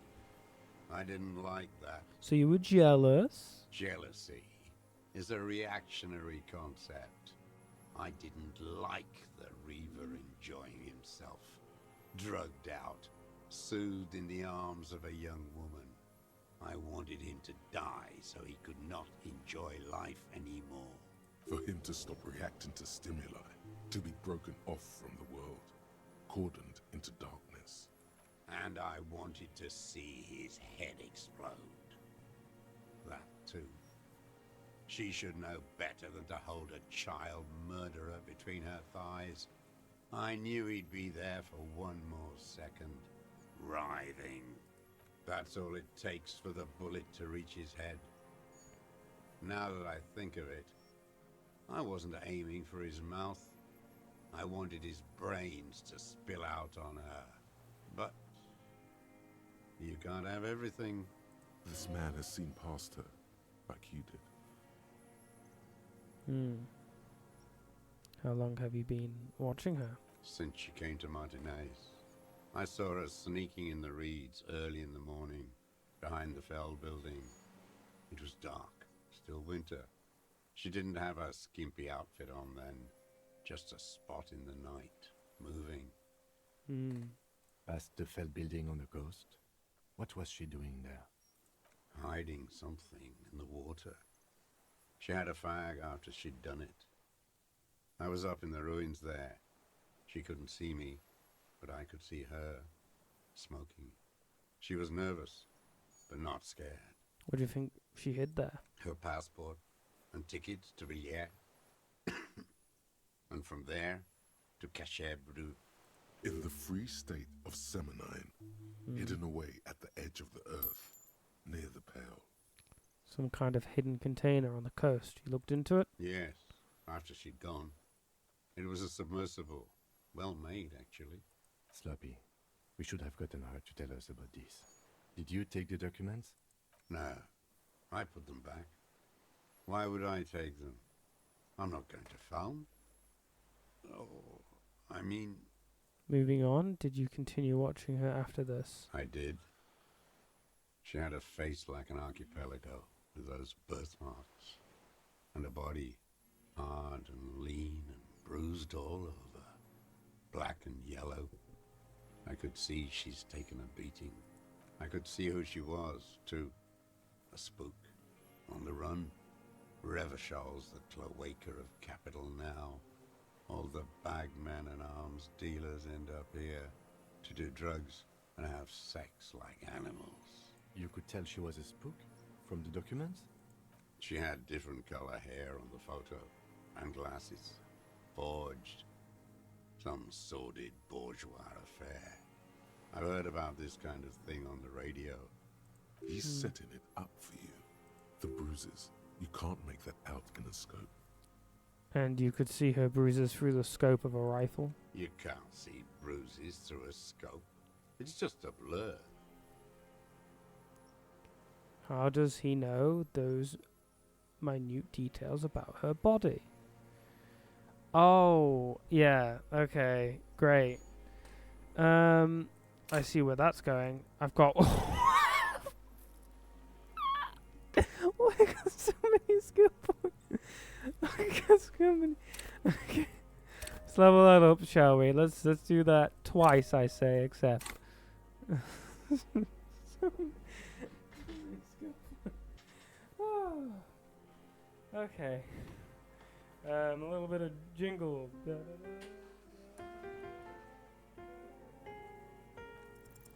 It quickly comes to you. Ever see her through a window on a roof? Mm-hmm. Bending like a bow against the glass. You've been through the secret route behind the Willing Rags. Those were your footprints. You just changed your shoes. I've been through all of Martinez. Every nook and cranny. And that too. Yes, that too. The things they did in that little room. What she'd do to feel good. Funny the way light works. You turn it on inside, and it gets so dark out, you can't see a man looking in. I learned that in the 20s, when they were still hunting me. I've seen people do some shit, but... Those two took the cake. You hear the familiar scribble of the lieutenant's pen. A quick glance at you. How did you get in there? The hidden pinball workshop. I can just walk in there now after a good wash. I told you, they think I'm an antisocial. Closing hour is a good time. The kitchen's empty. You had to open the steel door in the kitchen? How? I got that open a long time ago. Some bourgeois game merchant lived there. I don't know, 15 years ago. He left spare keys all over, and I took one. Then I saw her turn the light on one night in my scope. Andy found use for it. A spare key, like the one hanging behind the Union Box window. Do you have feelings for that woman? There's nothing to hold on to. Only this. It's not enough.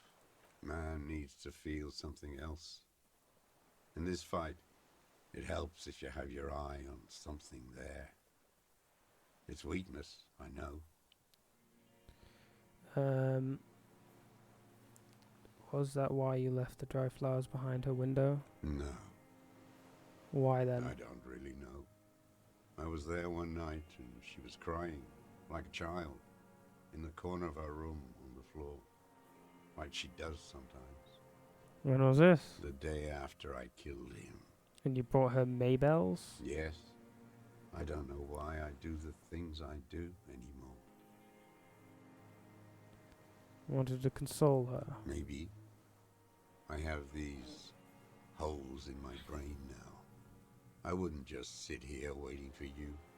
If you came 10 years ago, I would have killed you.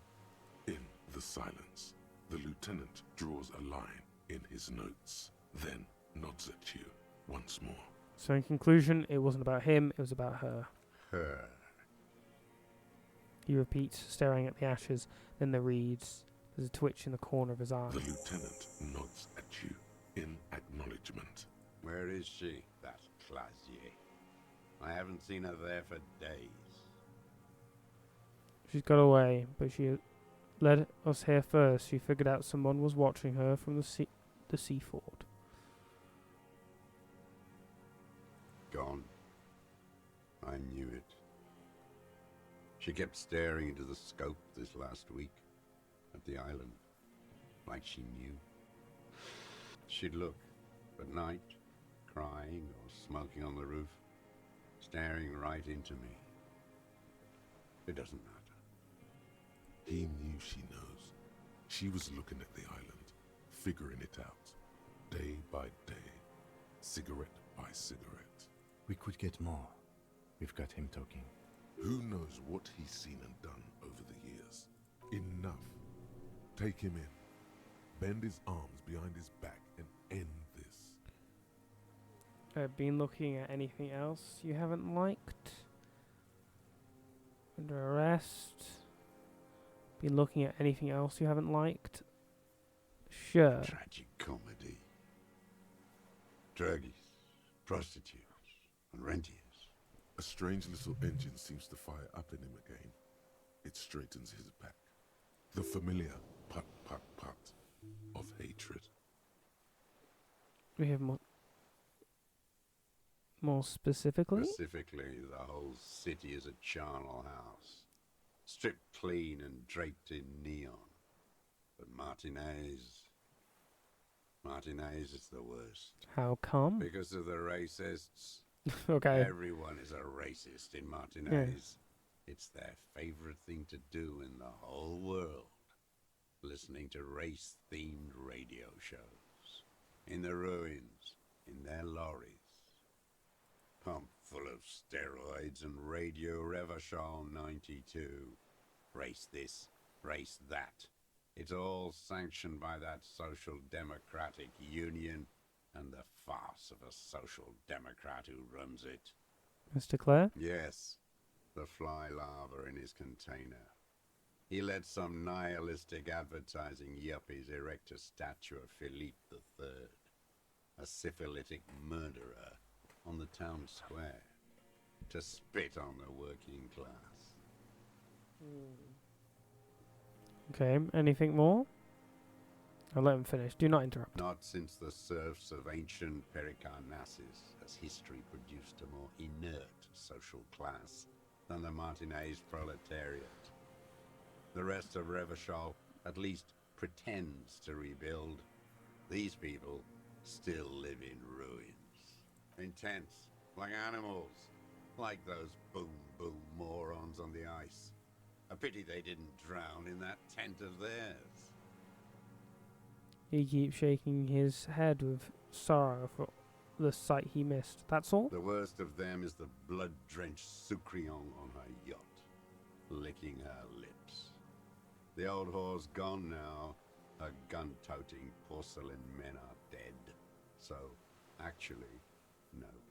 The worst is that old cock parading around in his uniform, throwing balls all day. It's not enough that the racists and liberals are dancing on our graves. The old loyalist ghouls still parade the ruins too. Every morning he's there, while the parasites he fought to protect are off in Ozon, or Koyamoran, or some other island they built their palaces on, feeding on drugs and having sex with their own children.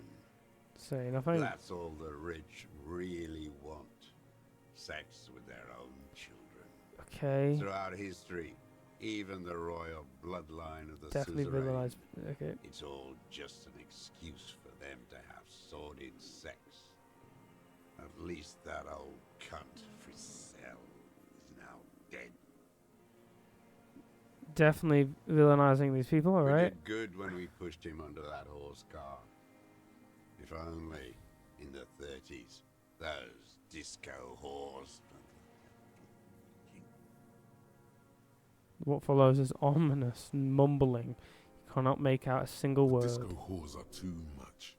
Hatred shuts down his brain's language center, leaving only a nonsensical sputter. There was something about a statue and nihilistic advertising agency people. Might be worth investigating. Something about statue on the roundabout and Silas. Syphilis is a disease Syphilis. Philip III contracted in a whorehouse. The statue is an abomination. An The abomination. bacteria entered his brain and made him squander trillions on sparkling wine, cocainum, and monuments of himself. His son, Philip IV, the insane, contracted syphilis in the womb. That is technically possible, although Philippe III was not actually syphilitic. He was just mad. And he still went on to govern Revachol for 25 years. We lost 2 million lives toppling that mode of government. And those grotesque statues too. Hundreds of them. But it's still there. What a keen remark. Yes, it is, isn't it? It's still there. Do you know why? Because the king is holy and his statues are indestructible. Because you forgot to take it down? Forgot? The party had each of the 141 Philippian monuments detonated with plastic explosives. We were pedantic about carrying out the order. No. Some advertising cockroaches used their accumulated capital to erect a new, ironic version of it. Art is a bourgeois establishment. It's an affront to humanity. Wait, the bullet hole in Philippe's heart. The statue had been shot. That was him. It had to be. He's already proven capable of taking a far more complicated shot from here. Forget about that. Something much more noteworthy goes off in your brain. Could it have not been that? Actually, it's not just deconstructed so much as captured in the moment of the explosion.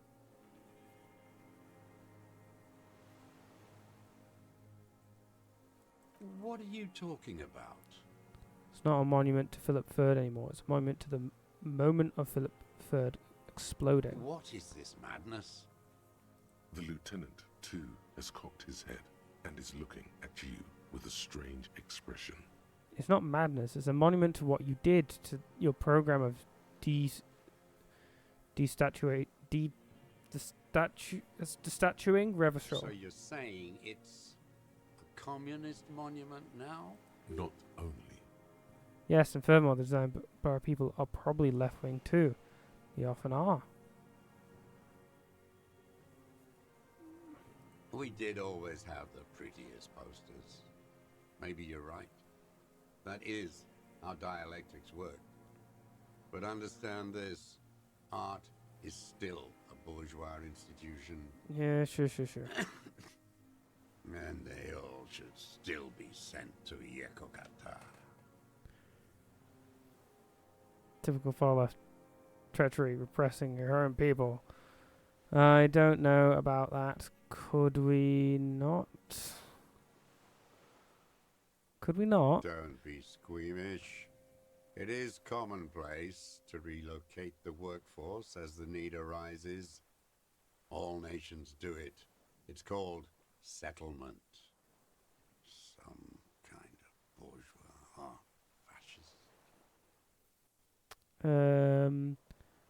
Heading in his colourful uniform, you mean Rene? Every fucking morning for 34 years.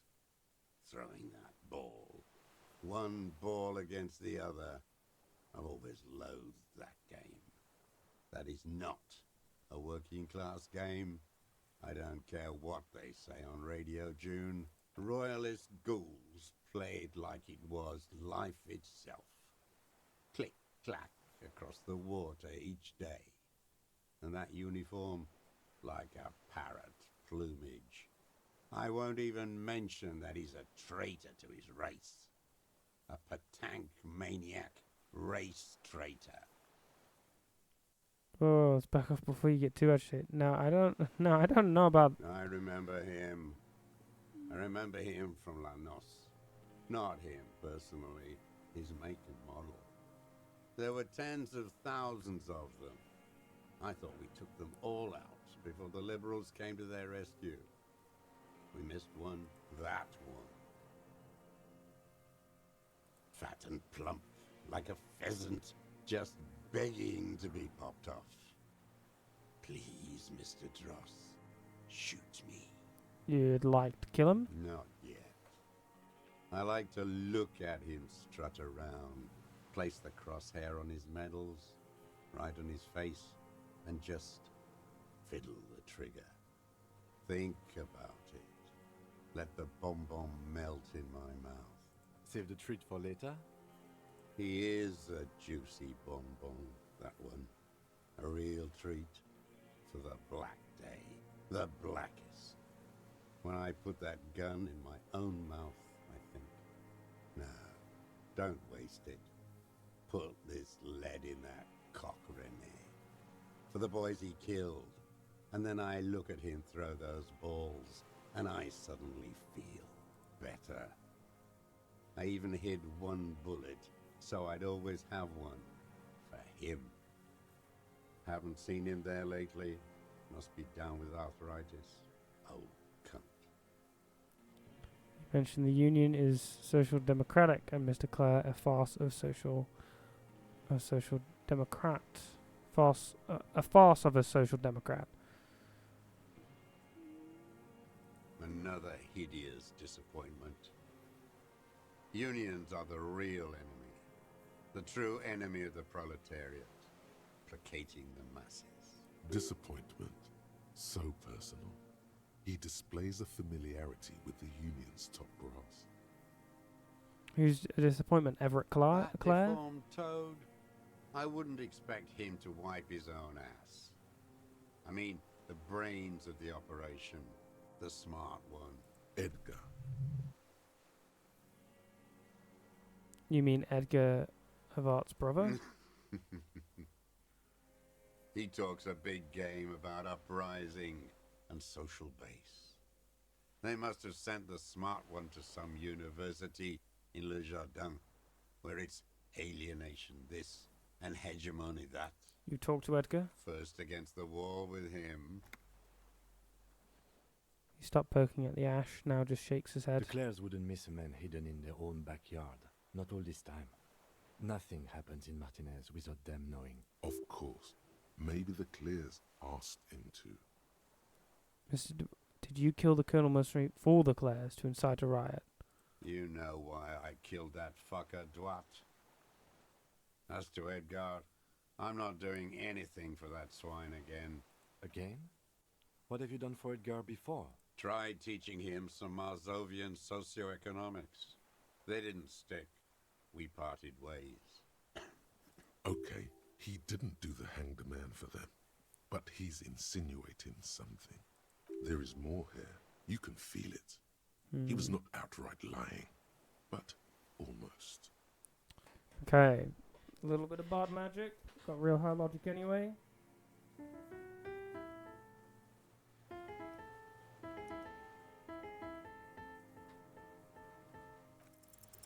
The connection comes to you like a splash of cold water. Dark, cold water. 20 years ago, when you met Edgar, the Clares didn't run the Union yet, did they? He acknowledges it. Here we go.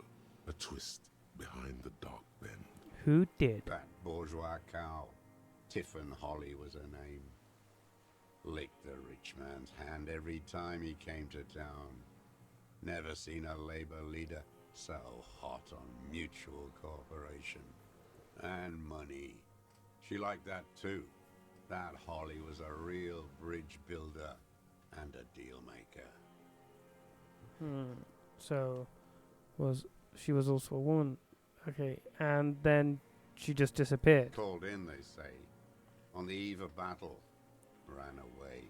Vanished like a piss stain. No, that's not quite it, is it? Did she? They say her daughter called in, not her personally. But that wasn't really her daughter, was it? No, I guess it was not. Swear you see the embers glow again under his eyes on the dust. Edgar had someone make the call. Why is that, Mr. Dross? She couldn't make the call herself. Here it is. The bend in the river. Why? Because she was dead. cow caught a bullet in her right lung, fell into the canal grasping her tit and drowned. Or bled? Hard to say. It was a sloppy job, and a moving target. She was going home, waddling, dressed in yellow, drunk like she often was.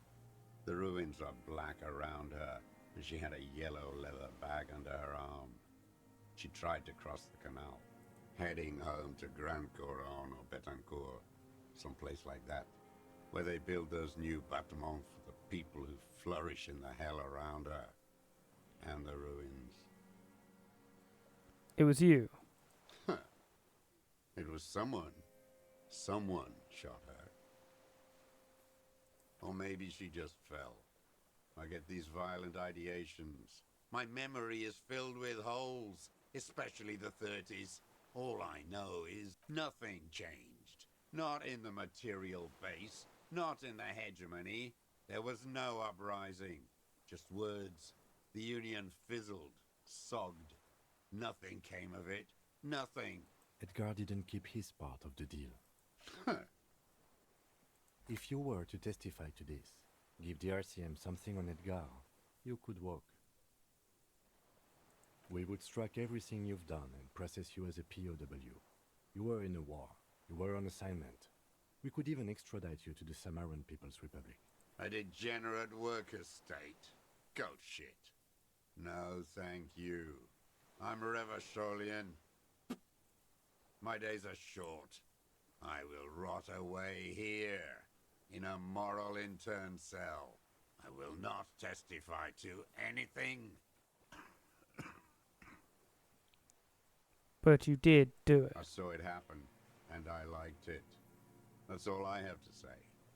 I didn't live and fight for 40 years to end up as a collaborationist.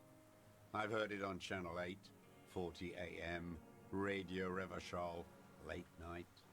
Everyone is a blobber in this world. Everyone betrays everyone. They're all already locked up for betrayal.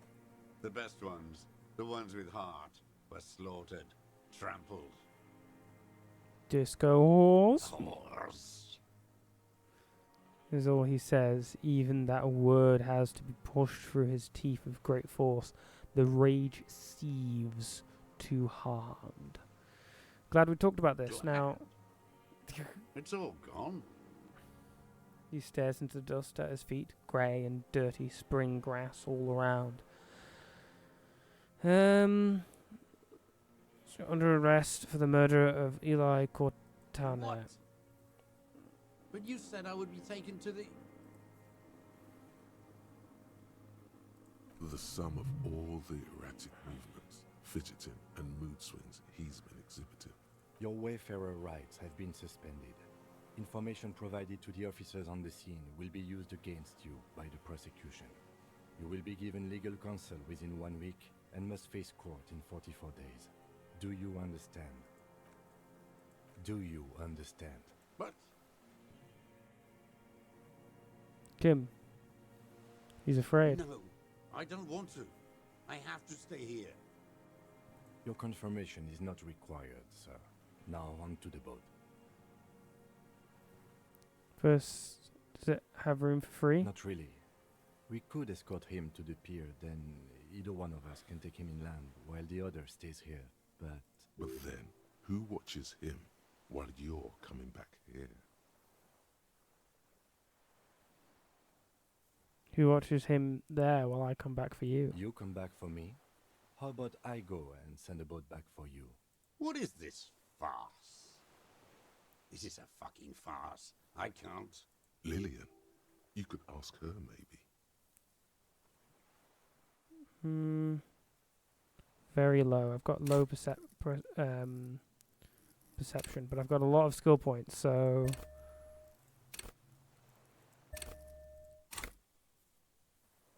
Still not looking good. Maybe I can just ask the netpicker to watch him. This is no harmless old man. This fucking world. This world. What is this? Below the confusion and rage, a fit of charmeuse vu like yours, the fort passes, more pressing matters take its No, place. listen. Listen now. You could come back for me once you've taken him to the precinct.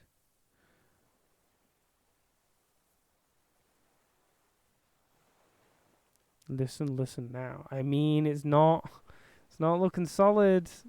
Perception. I don't know what you want me to do. I'll level it up a little bit more. Sure. Why not? What are we looking at now? 58. No, hold on. Hold on, perception. Give us a second. Oh, no, fine. I'll listen. 58. It's a red check. You know what? Fuck it. All in. And Bard Magic.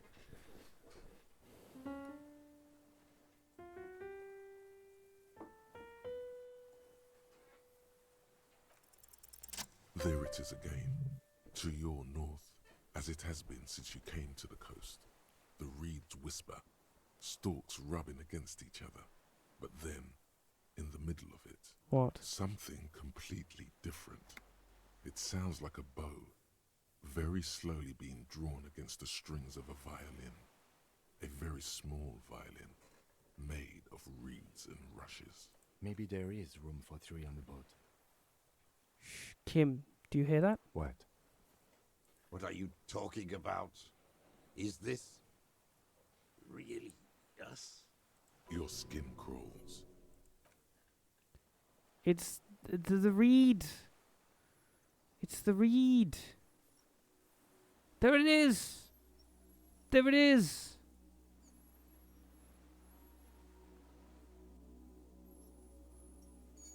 Oh my lordy, that's not what I would imagine. A delicate tangle of arms and legs unfolds from the reeds, limb by limb, to then just stand there, moving its scythe-like arms in ghostly silence. What is that? What are you talking about? Do you know what the hell that is? There's nothing there. The stick insect is over 3 meters tall. It looks straight at you with its tiny pinprick eyes and its grotesquely small head. You feel your legs shaking under you and your gun hand move to your holster to grab the gun. There it is, I see it. See what exactly? A bug? Kim, can you see it? I can see it. 4 simple words, thank God. If he can see, then you're not insane. But that means it's really there, spinning slowly, in absolute silence. Its limbs long and slender. Be very, very careful. Inspect the phasmid.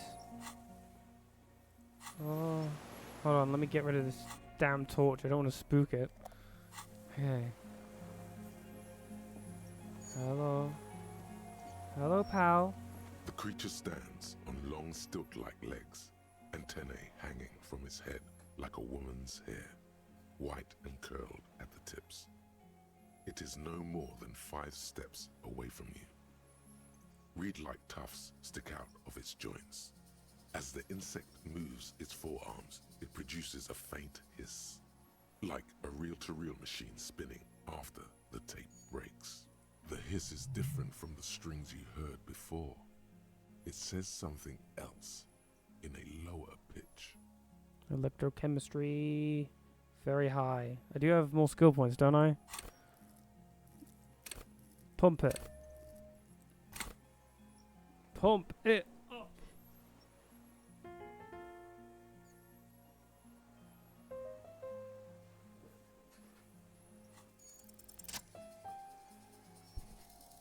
Slowly, with your breath held, you take 2 small steps toward the phasmid. The creature lets out a series of ultrasonic clicks that swarm around your head like swallows. The tracheal system on the creature's abdomen expands in front of you to take in and expel air. It's smelling you. Hissing and clicking, it extends its mandible-like antennae to greet you. You're right below it now, looking up at the colossal chitin of its white limbs. The head of the creature is crowned by reeds, and its eyes are like small droplets of water. Okay, Kim, take the picture. Okay.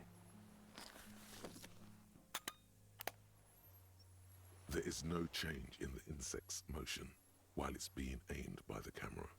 It remains fixated on you. In 3. If it moves, you jump back. I'll shoot. Here we go. 3. The shrill flash of the camera Oh, cuts the 2. air like the blade of a sword. The phasmid freezes in its bright light. Head turned toward the lieutenant, hypnotized by the flash. It stands frozen before you. I got it. Ba-bam.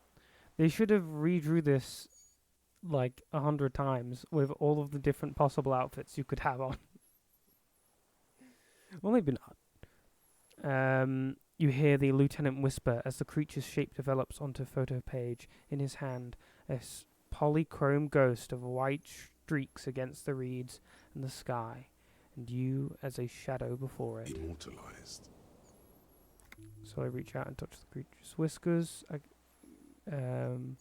carefully pet its scythe-like forearm. Slowly reach out and touch the creature's whiskers. The antennae hang from a great height. With your hand shaking, you barely touch the tip of the left whisker. On contact, the chitin curls into a spiral, like the tip of a poison ivy. Its touch on your fingertip feels cold, ticklish. This is definitely worth burning all of my skill points that I gained on perception. The sensation is electrifying, resounding through your body. It is surprisingly delicate, the curly end of the whisker, like a young vine. It's even a bit wet. Be careful, detective. It's moving. Look at your finger. You were right. It glistens with some kind of moisture. The creature in front of you stays frozen. Lick your finger. It tastes like sugar, very faint. The anthropod towers above you, tufts of reeds pointing from limb and head alike. Odorless, mostly comprised of water. Carefully pet its scythe-like forearm. The limb before you is incredibly light, like eggshell. It's much lighter than a reed. You feel a soft push could tip the creature over. Its hollow exoskeleton collapsing. Warning! Pull your hand away. A sudden shiver passes the limb. Looks like the creature is awakening. Wave by wave from its stupor, some sort of countdown process is happening. That's all you have time to think. We got it. Another shudder pulses through the creature's limbs. It jolts back to life, like a record continuing where it left off, in a swaying, praying motion. Even the small black pearls of its eyes do not stray from you. It's smelling me. Maybe it is real. The pheromone. The insect's head is crowned with reed-like scales, the shape of seed heads. They rustle as the air moves. The ventricles at its abdomen continue expanding, like lunglets, breathing you in, your sour, greasy semiochemicals on the breeze. Raise your hand slowly. No, hello, I'm Harry. I don't really know who I am. No reply. A total ancient silence comes from its mouth, along with what appears to be some kind of foam. The stridulations of its limbs continue all around you. Stand on your tiptoes and look more closely. You were right. Little bubbles form on the mouth parts of the creature, on its segmented lower lip. It looks to be foaming, slowly. The foam is white, then yellowish. The faintest smell, like you've never felt before, like burnt roses. Kim, it's foaming. Careful. It may be poisonous. The foam slowly turns a darker shade, like burnt caramel, as the insect moves its mouth parts, masticating. The little bubbles begin to burst, one by one, letting out that same smell, like summer burning. Did not give up on the phasmid. Tasted it. If only I had my tie on. That gives me bonuses. Okay. Well, bard music. Okay.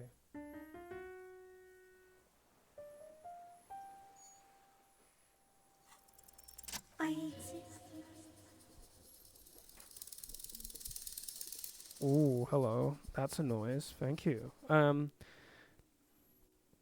What exactly are you? I am an unknown species of the order Phantasmadia, endemic to the Insulandian Insula. For the last 350 years, I have hidden in plain sight, masquerading as the reeds, molting, cloning myself, unfolding at night to play with trashkins and boys. No one unnoticed by the first settlers and the land surveyors of the suzerain. Also, by the soldiers of the revolution and officials of the occupation. Even the Seminese islanders who came here first, but did not stay, have not seen me. I have stayed hidden through 4 forms of government and 2 scientific revolutions, until I was accidentally discovered by a detective of the citizen militia in Rebelshaw, district of Martinez, March 51. I exist too, by the way. Tell me what it's like for you.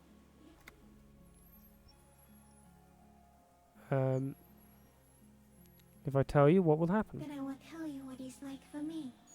Okay. For me, it's fire burning. Fire? Where? The city all around is going down. On the horizon, pale fire. This thing we're both sensing is coming to an end. Yeah. That is your problem. Nothing ever ends for me. There is only room for 2, maybe 3 pictures in my mind. For me, it is a series of half-lit images, a kind of darkness being intruded upon, transient, dim, moist. Okay, let's not get into your personal life. So what if the next picture doesn't come? This creature is not the photographer, just the camera. Intruded upon by what? Shapes of plants and animals, and internal sensations. A swarm of sounds, tiny vibrations on the inside of my forearms. All speak of complexities totally beyond my understanding. I am at the end of a narrow funnel, weightless, so light, it only feels like something to be me. In truth, perhaps I'm nothing. I certainly do not have a soul, and if I did, it would never burn. You're the type of animal I would like to be.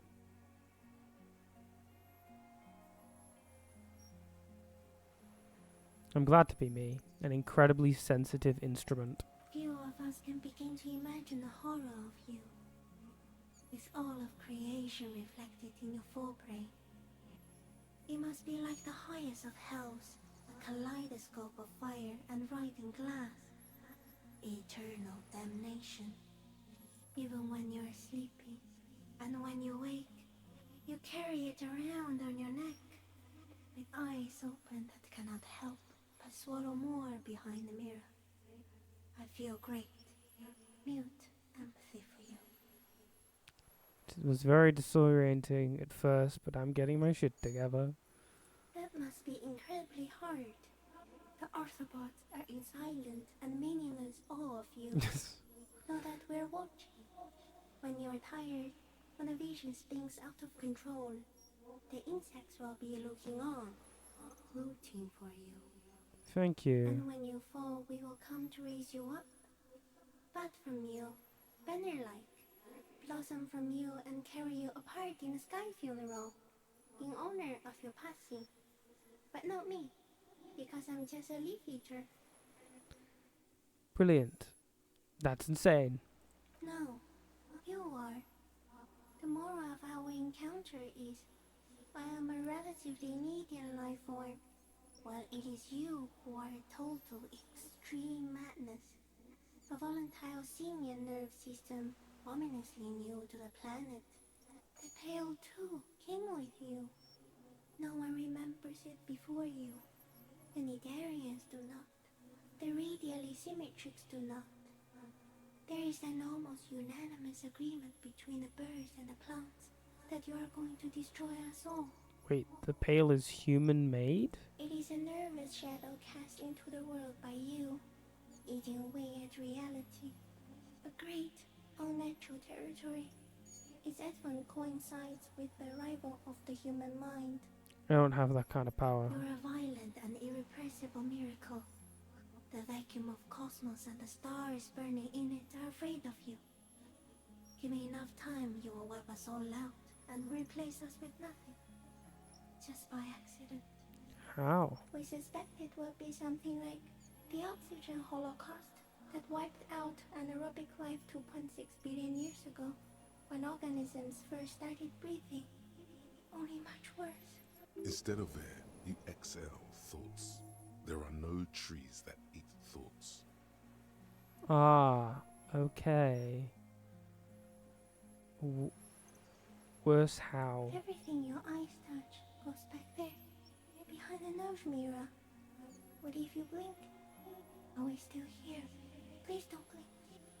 What if he misplaces us all one day, or just forget? Blink real quick, blink quick. Do it. Have I always thought this way? I've already forgotten the whole world once, when I drank too much. I'll be extra careful not to blink, stick a sec, don't worry. Have I always thought this way? No, you're only thinking it now. This is a revelation. But I want to blink and undo 12 billion years of matter expansion. Nah, I already forgotten the world once. It is already happening. Soon, one of you will close your eyes and open them to see that none of this ever existed.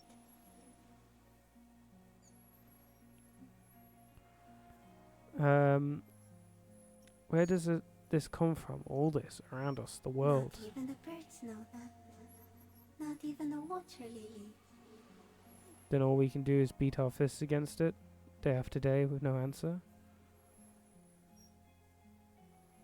You can also eat it. If it's a leaf, you can put it in your mouth. Yum yum. Or read. Oh, true. So? So you look like a reed and you eat reeds? Yes, they don't mind. Have you accidentally eaten another reed phasmid? Yes, I once cloned myself and ate the little ones. It was winter, and I woke up at the wrong time. It was an accident.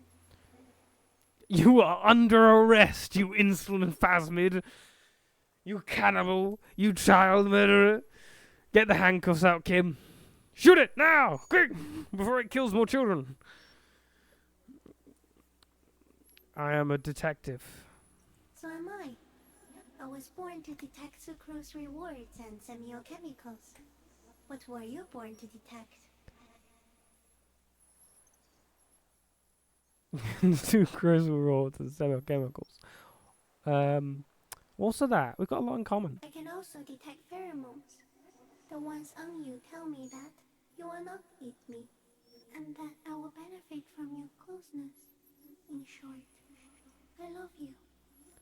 Okay, that was a little fast, and I did just threaten to, arrest you. So I feel like you're trying to bud me up here, Insulindia Phasmid. Is this a dream? What is happening? No, you are awake. I am real. Light is forming me. This is real. Kim, am I having a violent epileptic seizure? It doesn't look like that, no. What does it look like? You're just staring at it. Then I think I'm having a vision about the final fate of mankind. Okay. Is it somehow related to the case? The case? The case is meaningless compared to this. I have totally transcended the case. I think you should back away from the unstudied species now. I have to say goodbye now. I have no more thoughts. That was all. No, there is one more. Of all the creatures I've met, you are the kindest. Of all the creatures I've met, you are the scariest. Of all the creatures I've met, you are the most beautiful. The kindest? Scariest? You yourself aren't scary, but Thank sure. you. I also have one more thing to say to you before you go. That woman. Turn from the ruin. Turn and go forward. For all mankind. I will try. She was hell on earth. It doesn't take a 3-meter stick insect to tell you that. Raise your hand slowly. The insect stops its stridulation, seeming to observe you. Below its crown of reeds, little pinprick eyes detect motion, glittering. The world stands still around you. Suddenly, there is silence. Raise the other hand too. As you do, the invertebrate comes to life, its limbs moving independent of each other, as if each has a mind of its own. They are white, like stalks of porcelain, knitting above you, praying to you.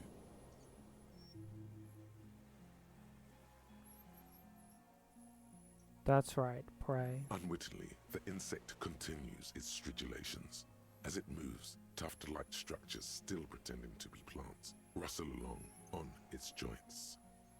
Okay, bye-bye. As you're turning away, the phasmid mirrors your movements, stepping on the water, the long limbs carrying its feather weight without breaking its surface. Bye-bye.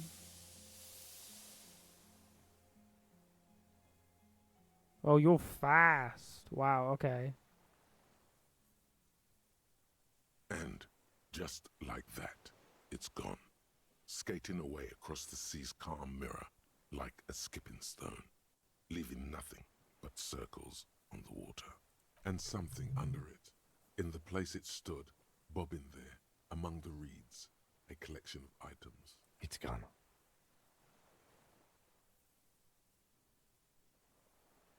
You can walk on water? Apparently, yes. Like a water strider. Only, I've never seen anything like that in my life. What's that in the reeds? Looks like a nest of some sort. We should have a look. What now? What? The old man behind you repeats suddenly. He's put his hand into the ash. It's dirty and black. Our suspect is not looking so good. We need to check on him.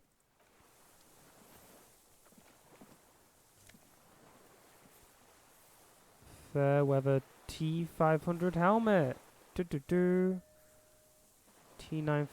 rifle scope. Bum, bum, bum, bum.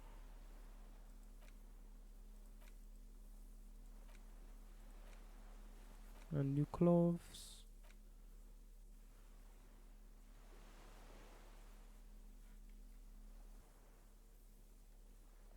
Helmet was in the Phasmid's nest. It still has some reeds sticking out of it, and it smells of seawater, but it's otherwise wearable. It's not exactly comfortable.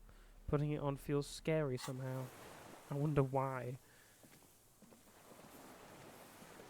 What is it? What do you want from me? I can't go. Something is very wrong with him now. Sir, how can you not see... Sir, how could you not see the Phasmid? Mr. Dras? The man does not respond. He keeps staring, black eyes glazed over and bulging from their sockets, his gap-toothed mouth shaking, like an addict of some terrible substance.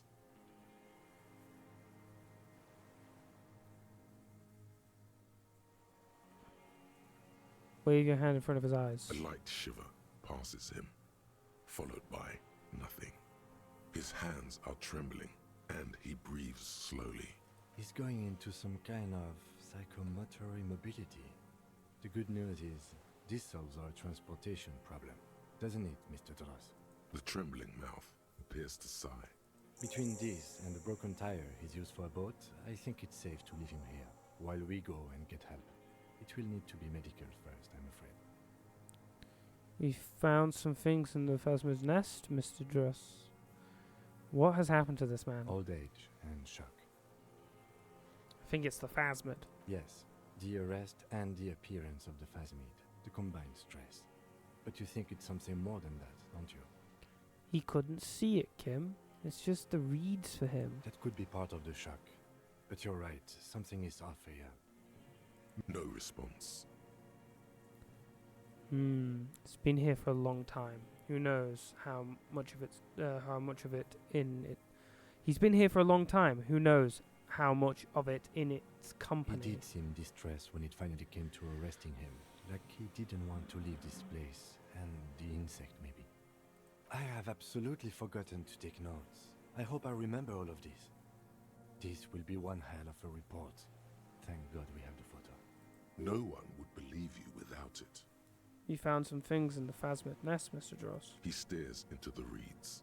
Your words don't stir anything in him. Show him the Perhaps you should. Oh. Show him the detached scope. I lost. You lost it, Mr. Dross? He turns his eyes to the reeds again, as he's done so many times. Beige and white stripes. He lost the scope. Then it somehow made its way over there. With the help of a magpie phasmid. This sight is a T9, Mr. Dross. Was it attached to the rifle when you made the shot? Silence. Not even a sigh. Show him the ceramic helmet. Nothing. Just dull staring. Not even rage left, wherever he is. If Kuno kicked it into the sea, as he said he did, the ebb would put it back here. This makes sense. Mr. Dross could have picked it up. Or the phasmid even. If it did, this is incredible. I'm going to let you rest now, Mr. A Dross. plastic cape flaps around his face in a gust of wind. His back is slouched and his mouth open. The blacks of his eyes are receding.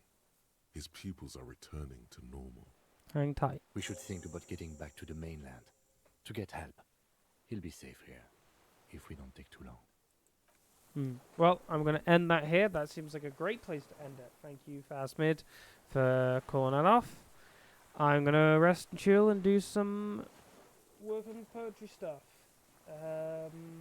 Yeah. Thank you for anyone who spent their time watching this. I appreciate your time.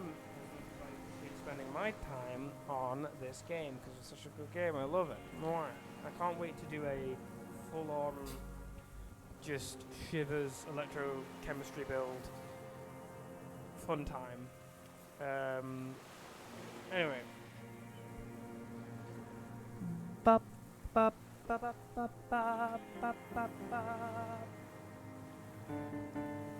bye.